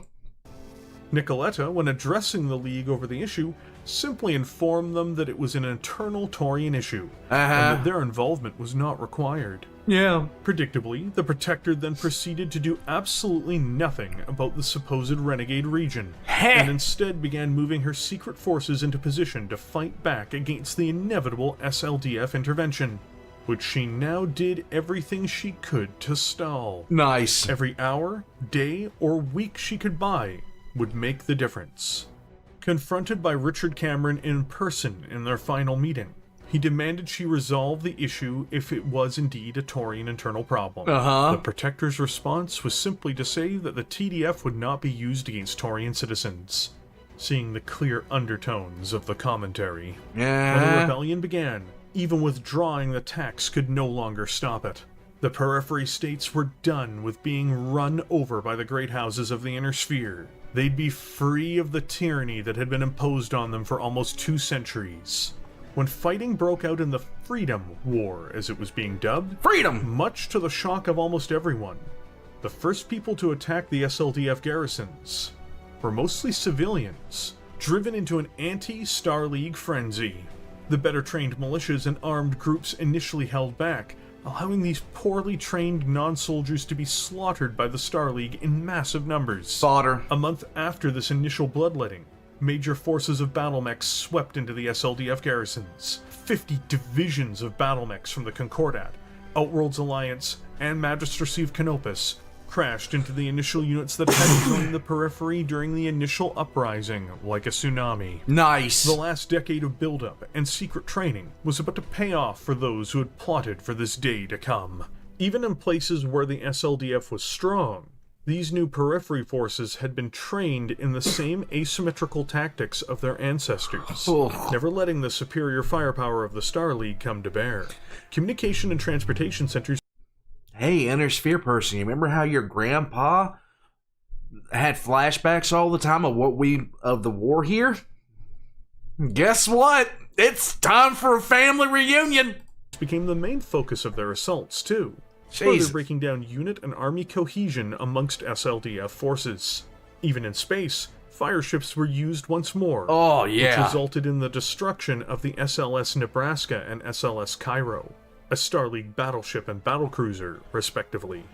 Kerensky. Big Red, I'm trying. Let me be stupid. I can't do math. You know this. SLDF was now embroiled in a desperate clash as more forces were pulled from all over the inner sphere to contain the blaze as the rebellion spread. The garrisons and other forces that had been brought into the Concordat. Alright, I'm just gonna say it. The catapult, it's one of my favorite damn mechs, okay? And the reason being is this current, this thing is literally pissing on him, okay? It's just pissing on him. I'm just saying. It's funny, okay? I'm just saying. Died, or retreated into their forts, hoping for rescue to come. And they were given an ultimatum. Ooh? Surrender, or die. Oh. Those few that surrendered lived. Those that did not found themselves destroyed in nuclear fire.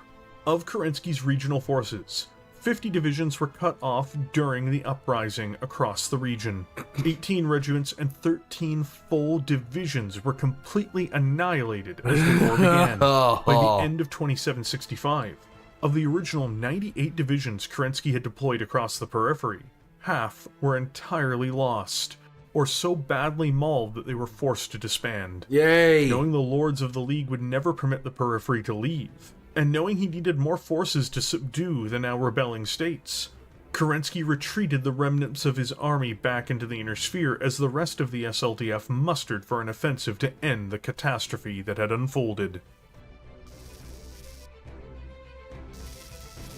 The fires burned for 2 days, and the smoke hung over the ruins for weeks. The mechs that survived the night's fighting moved off to fight elsewhere. We don't listen to the news anymore. No matter who wins, the Sombob we love is gone. Excerpt from The Face of War. Interviews and Anecdotes. Sadness. New Vandenberg Press. Sadness. 2766. The conflict raged across the Concordat as Kerensky's reinforcements arrived, striking out at the supposed separatist worlds. In 2767, New Vandenberg had become the focal point of the entire war. It was as if it was a retelling of the reunification wars of long ago, with brutal battles taking place, with high losses on both sides.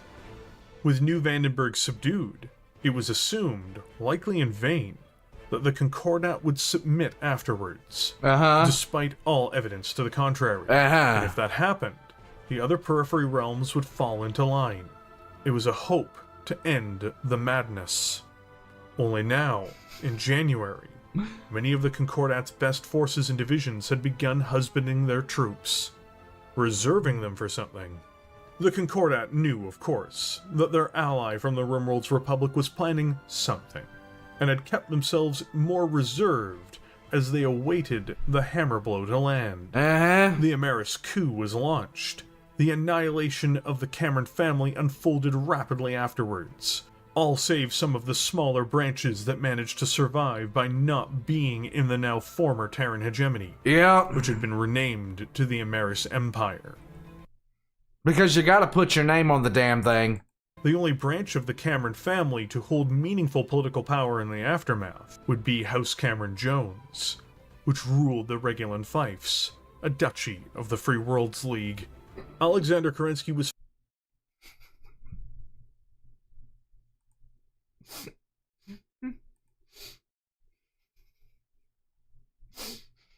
Give me a second.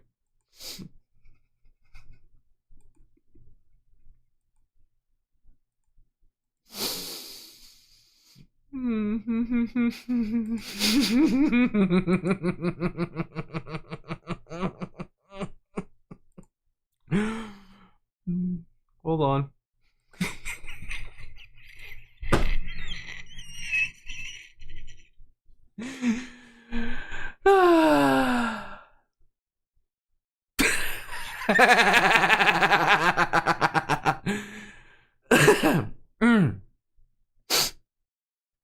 As you can see, the North Koreans are are continuing their glorious design.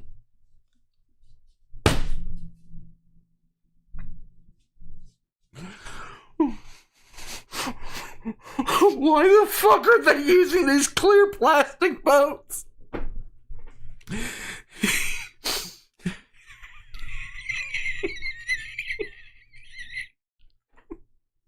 Why are they using this? Oh my god. What are they doing? Oh god. Whoa. Oh man. I do appreciate the fact they've kind of wrapped the tarps a little bit more tightly around it this time. I know, Redbeard, this is true North Korean engineering. I'm just saying.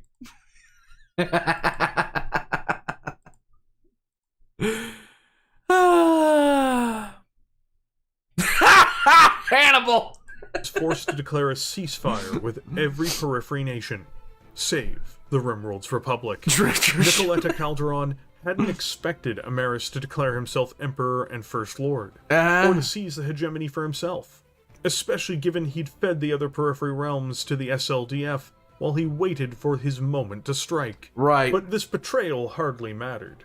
The Taurian Concordat was free. The sacrifice of so many once more, this time, had paid off. The SLDF was defeated, and the long occupation, one that lasted almost 200 years, was finally over. Yay! By the end of the Ameri-Civil War, the Star League itself was no more. The writing was on the wall as well that the Inner Sphere was about to collapse into another, far more devastating conflict. One built on bitterness, power, and old grudges. Very old. But the most important thing Nicoletta Calderon did in her life was not rebel against the Star League and free her people. It was to appoint one last official within the now defunct Star League, as everything came apart in 2780, as the League was being defunded and dissected as the House Lords prepared to find out who was going to be the next true ruler of the now dead Star League. On her way out the door, she proposed that Jerome Blake run the communications division of The Sith appointed the Amish. The Sith appointed the Amish. Comstar is a Taurian plot.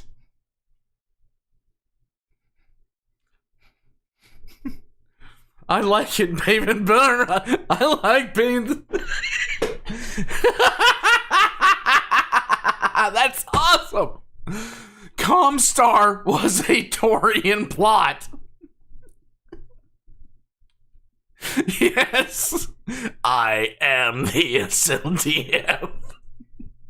The Cowboys appointed the Amish. Yes! the Star League. Her arguments were straightforward. The appointment would preserve the interstellar infrastructure that allowed for the flow of trade and information across the stars. Comstar was an And even the inside other job. lords of the functionally dead Star League saw it and agreed. The one last thing to come out of the Star League, the last branch of its government persisted, at least until the Dark Age. And that was Comstar, the Blessed Order. And this only happened because of House Calderon and the Taurian Concordat. Yes! Comstar was a plant. The Sith appointed the Amish. Gearstark, I'm calling it now. Kim is gonna pull an Amaris and oppose Putin and conquer the Russian Federation.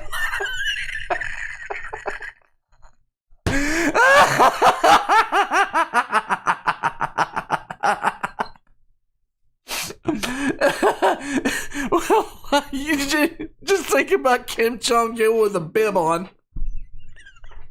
Get that man a snack cake. Oh man, it's too good. It's too good. Just take his ass to the Golden Corral.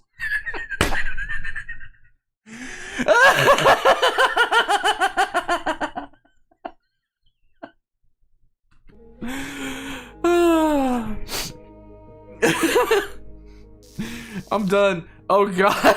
Oh god. The odd thing about national pride is that even if all sides of a dispute acknowledge that a property is not worth fighting over, the people attacked must defend themselves. If they do not, others will believe they may take anything from these people with impunity. In any event, the worthiness of a piece of property has never stopped fools from fighting over it. And Simon... I'm sorry, who the fuck? Where the fuck? Exactly what star cluster have you fought over the past 450 fucking years? Calderon was a fool.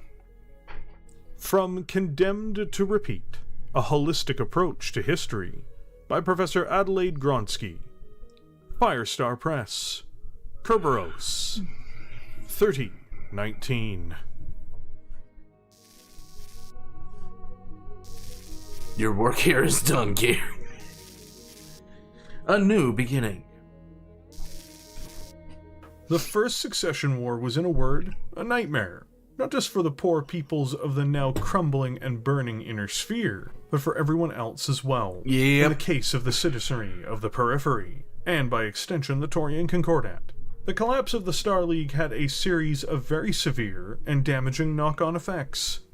The Periphery during the late Star League was not the periphery of the Reunification War. Despite what people there may have felt, they'd largely integrated with the Star League's economic system, and created a number of very real dependencies. While in the past it was a place of rugged frontier folk who were all self-reliant, the Periphery of the late 28th century and of the early 29th century was a place filled with people who were very much reliant on trade with the Inner Sphere for many products, services, and technologies required to run the complex societies, infrastructure, and industries in the region. This is all to say, the economy fell off a cliff after the collapse of the Star League. As it typically does. Lifestyles in the Concordat changed. Fast. However, the people did recover, slowly but surely restoring their self-reliance, and the functionality of their communities, even if this process was painful, or had them facing just lower quality lives. Life in the Periphery got harder, outside of the taxes of course, but it was a frontier again, a Wild West in many places. This not only had an impact on the people, it had an impact on industries. Factories that may have produced high-quality Star League technologies and products were dependent on the Inner Sphere for materials, and thus either slowly converted to low-quality materials that could be sourced locally in order to continue operating, or were forced into closure. Though this process would take time, the Concordat and Periphery's technology base followed the same path as the Inner Spheres, if not worse.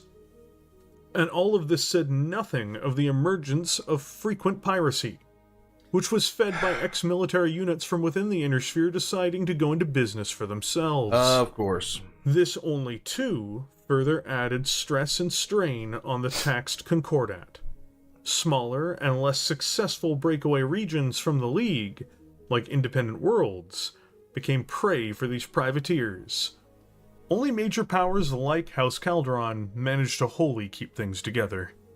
But this didn't unfortunately shield the lion's share of the Periphery from something that can be catastrophic, regardless of the state. Namely, it wasn't protected from gross negligence, pride, and incompetence on behalf of its leadership. This was the entire damned Inner Sphere as well as the Periphery at this point. The entire damn thing was just, it was a wedding cake of bullshit and incompetence, okay? That is what it was. There were so many stupid decisions made during the First Succession War. I mean, if you guys were checking that out with me, if you guys were watching that with me, like the amount of times I was like, why? Was just... No, Andrew, that was the second Secession War when Comstar went full Dark Ops on everybody. Nicoletta Calderon had been a wise leader who accepted good counsel, and who saw her nation finally break free from the chains of Terran imperialism with the collapse of the Star League. Hooray. She was cunning, brave, and positioned the Concordat to survive the events that she helped push into motion, all while surviving the wrath of the SLDF during the height of the Terrans' response. She then displayed her wisdom and understanding of the needs of her people in the post-Star League era, keeping them from the nightmare that was the warfare now emerging across the Inner Sphere. But she was succeeded by her son, Simon Calderon, who by all accounts was everything his mother was not. Great. And only for the worse. Short-sighted, wasteful, and truly stupid. Simon Calderon was the worst. Shit! You know what? I've heard him say a lot of stuff. I've heard him say a lot so far. Big Red has said a lot. This is the first time I've heard him call someone fucking stupid. His house on display, increasing tensions with the Canopians over a series of worlds which had been placed between the two states, and whose status had been determined by the League that had just vanished. Instead of continuing the productive, positive trade relationship with the Canopians, and the alliance of mutual benefit that had helped the two states see off the Terrans and their surrogates, Simon opted to declare war on the magistracy of Canopus, and moved to seize supposedly disputed worlds between the two. The single biggest reason for the conflict was simple.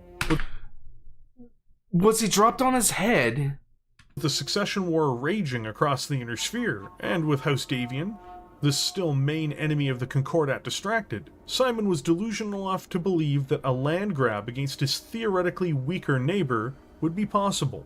Come on, you're the chief supplier of Red Bull to the Canopus casinos and the Cat Girls. Why are you doing this? You hurt yourself economically. But there were a series of things he'd not taken into account. What was that? One of those things being that offensive operations are very difficult. Oh? And require a thorough understanding of logistics to support them. Oh! And another one was that they also require capable tactical and strategic leadership. Bullshit! Apparently, all of these things were in short supply for the would-be war winner. For the The everywhere. invasions of Rockwellowan and Detroit were ill-conceived from the start.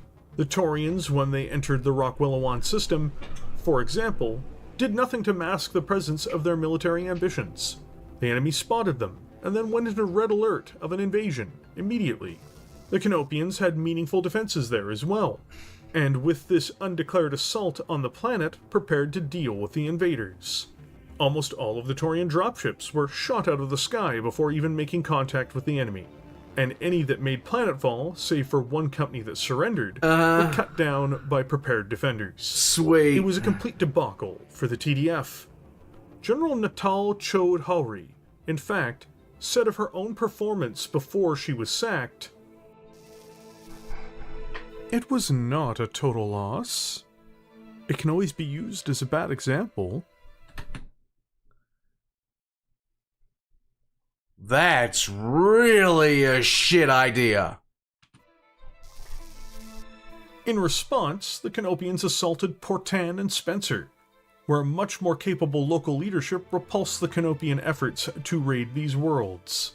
On Spencer, for instance, the Canopian landing forces tried to take over the capital city's spaceport and other major industrial centers. They were led into a trap. The TDF under Brigadier Hendris Mohandam had evacuated local civilians and had stockpiled resources to hold out while the system waited for reinforcements.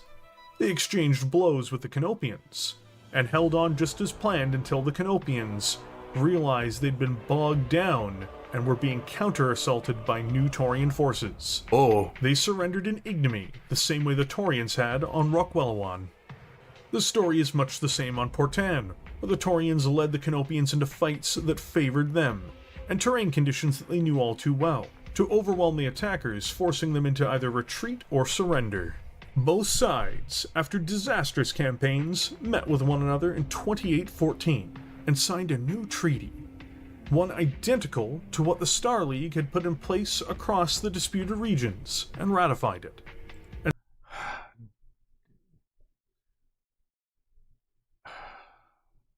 This was just dumb. Yeah, pretty much, Lee Silver. Pretty much. We shall never speak of this again. Damn straight.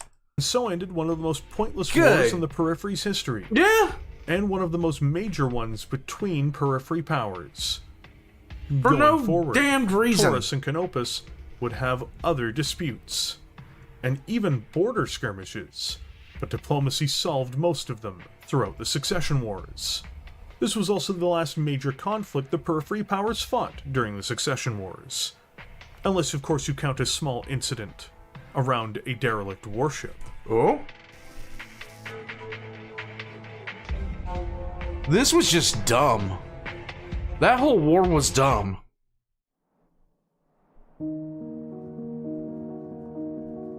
Piano.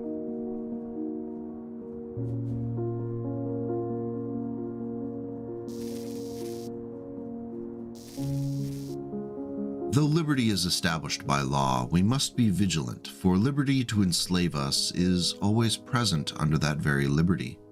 Our Constitution speaks of the general welfare of the people. Under that phrase, all sorts of excesses can be employed by lusting tyrants to make us bondsmen. Marcus Tullius Cicero.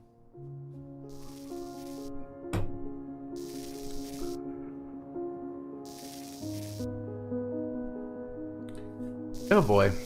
While the Concordat learned of the tactics and strategies of their Davian and Capellan neighbors during the Second Succession War, and even into much of the Third, Little beyond border skirmishes impacted the Taurians during this time. There were of course still pirates to put down, and other issues that appeared, but none shook the state to its foundations, save for one vital issue in the 29th century. This was a problem with such scope that it would remain with the Taurians for at least a century to come. It was an issue of law and order, and the rights of the average citizen. Ignatius Calderon was protector of the Taurian Concordat from 2842 through to 2884, and is considered to be one of the greatest rulers of any periphery realm in his age. The reason for this has much more to do with his values, and how he held to them more than anything else. Whereas other leaders, even in free states, would misuse and abuse the laws to their own advantages, Ignatius did the opposite. He is not remembered for great campaigns against the enemies of the Concordat on the battlefield, but is instead remembered for his crusade for the people of his realm, within his realm. The periphery has a tendency to attract a certain kind of person, and even itself can generate many of them, due to the ability to perhaps operate outside of the regular rules that people follow, i.e., the law. By the middle of the 29th century, crime and fraud had begun to run rampant over the society at large, even getting to the point where it was disrupting the everyday lives and businesses of the people of the Concordat. Politics around the issue quickly gained traction, with the loyal oppositionist party siding with the concerns of the common, law-abiding citizens who wanted to see the lawlessness come to an end. For those reasons, they proposed to the Taurian state that the Constitution's protections be suspended for personal liberties. Why? Because the solution to the crime wave was to give police immense authority.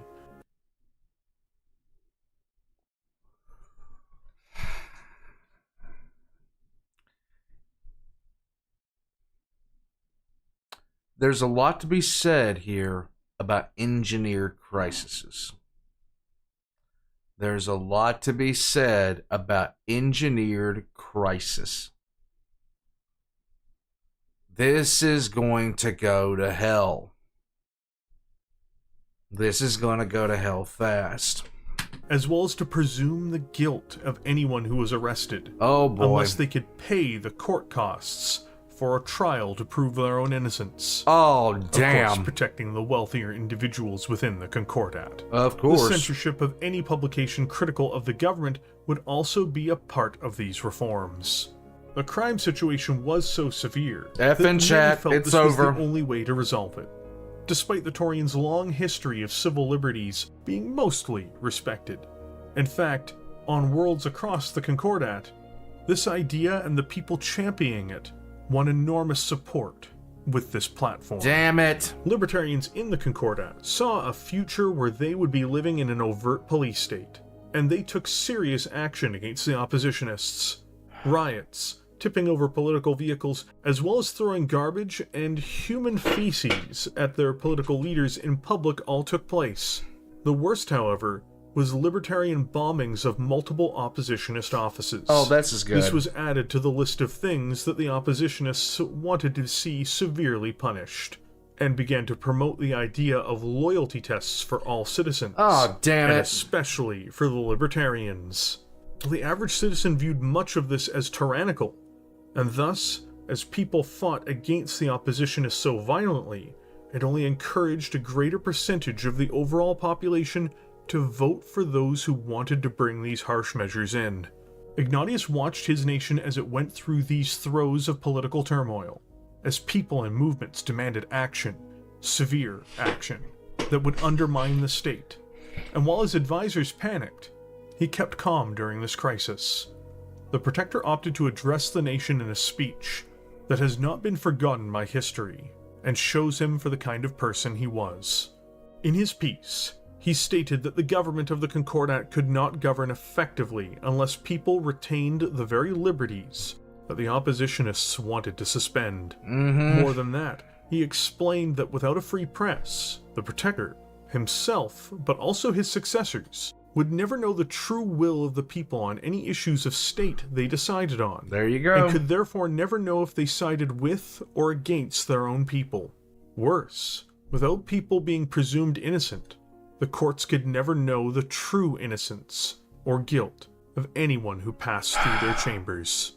Innocent people would be falsely convicted in order to keep them safe. The irony of the question was not lost on him and was not forgotten in his speech.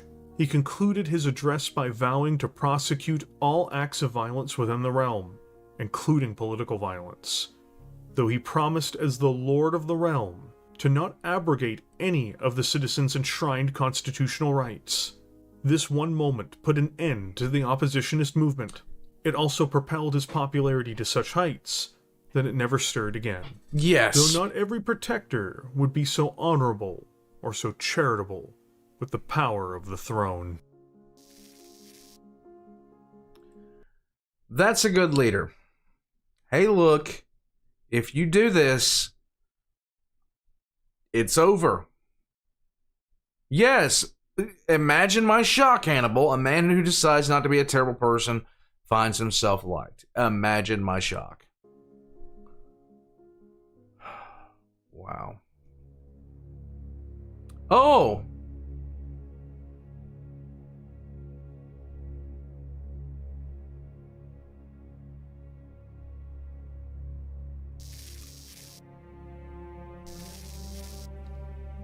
These then, in fact, are the three aims to which the wishes of tyrants are directed. For all the measures taken by tyrants, one might class under these principles. Some are designed to prevent mutual confidence among the subjects, others to curtail their power, and others to make them humble-spirited. Such then is the nature of one method by which security is obtained by tyrannies. The other tries to operate in a manner almost the opposite of the devices mentioned. And it can be ascertained from considering the downfall of royal governments. For just as one mode of destroying royalty is to make its government more tyrannical, so a mode of securing tyranny is to make one more regal, protecting one thing only, its power. In order that the ruler may govern not only with the consent of the subjects, but even without it. For if he gives up this, he also gives up his position as tyrant. Aristotle.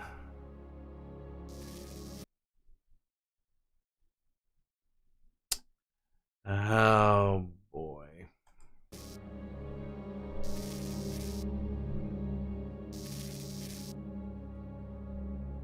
Guys, we're going to stop here. We're going to stop here right before it goes down the toilet. I think this is a good stopping point, because this is about to get bad. Yep, I can sense it in the wind. This is about to get bad. Warpugs, so I am going from, like, in 2 days. Yeah, it gets bad forever now. God. In 2 days, I'm going to be on vacation. The next time I am going to be able to broadcast is going to be probably next Tuesday itself. There will be no shenanigans this Friday. I have been recording a lot recently. Been recording a very, ridiculous amount recently. So releases will continue at normal 6 and 7 Eastern Standard Time, 3 and 4 Pacific. So the releases will continue. But I am going to be taking some actual genuine time off for the first time in like a decade. I'm going down south. I may do some shorts, just saying hey, things like that.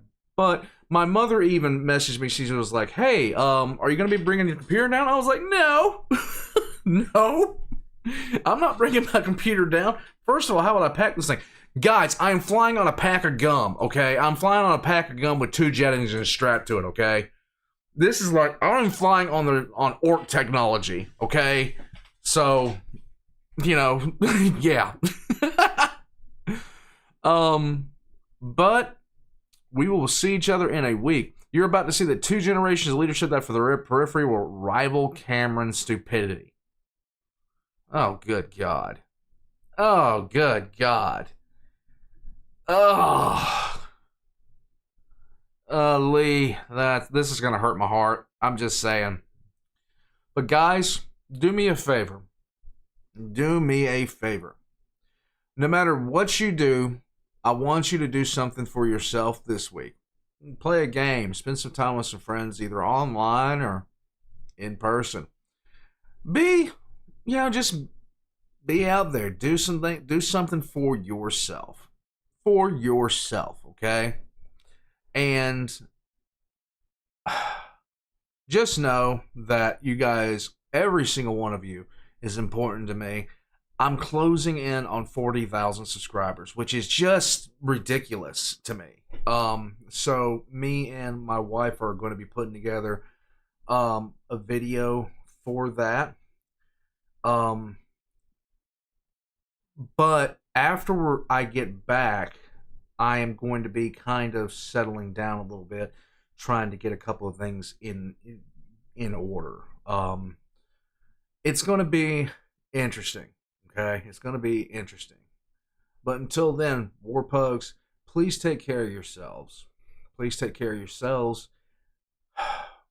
And I hope you all have a great week. And I will see you guys. I'll see you guys next time because this is going to, yeah. I'll catch you guys next time. I hope you guys have a great night.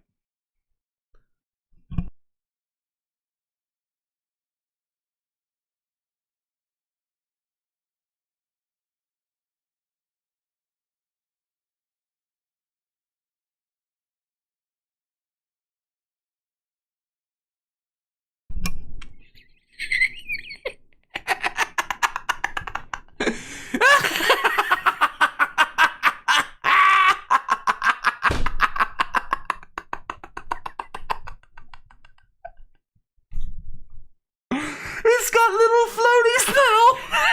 Why? It's got floaties.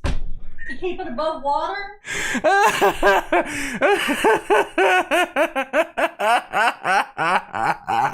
it above the water? No, that shit is sunk.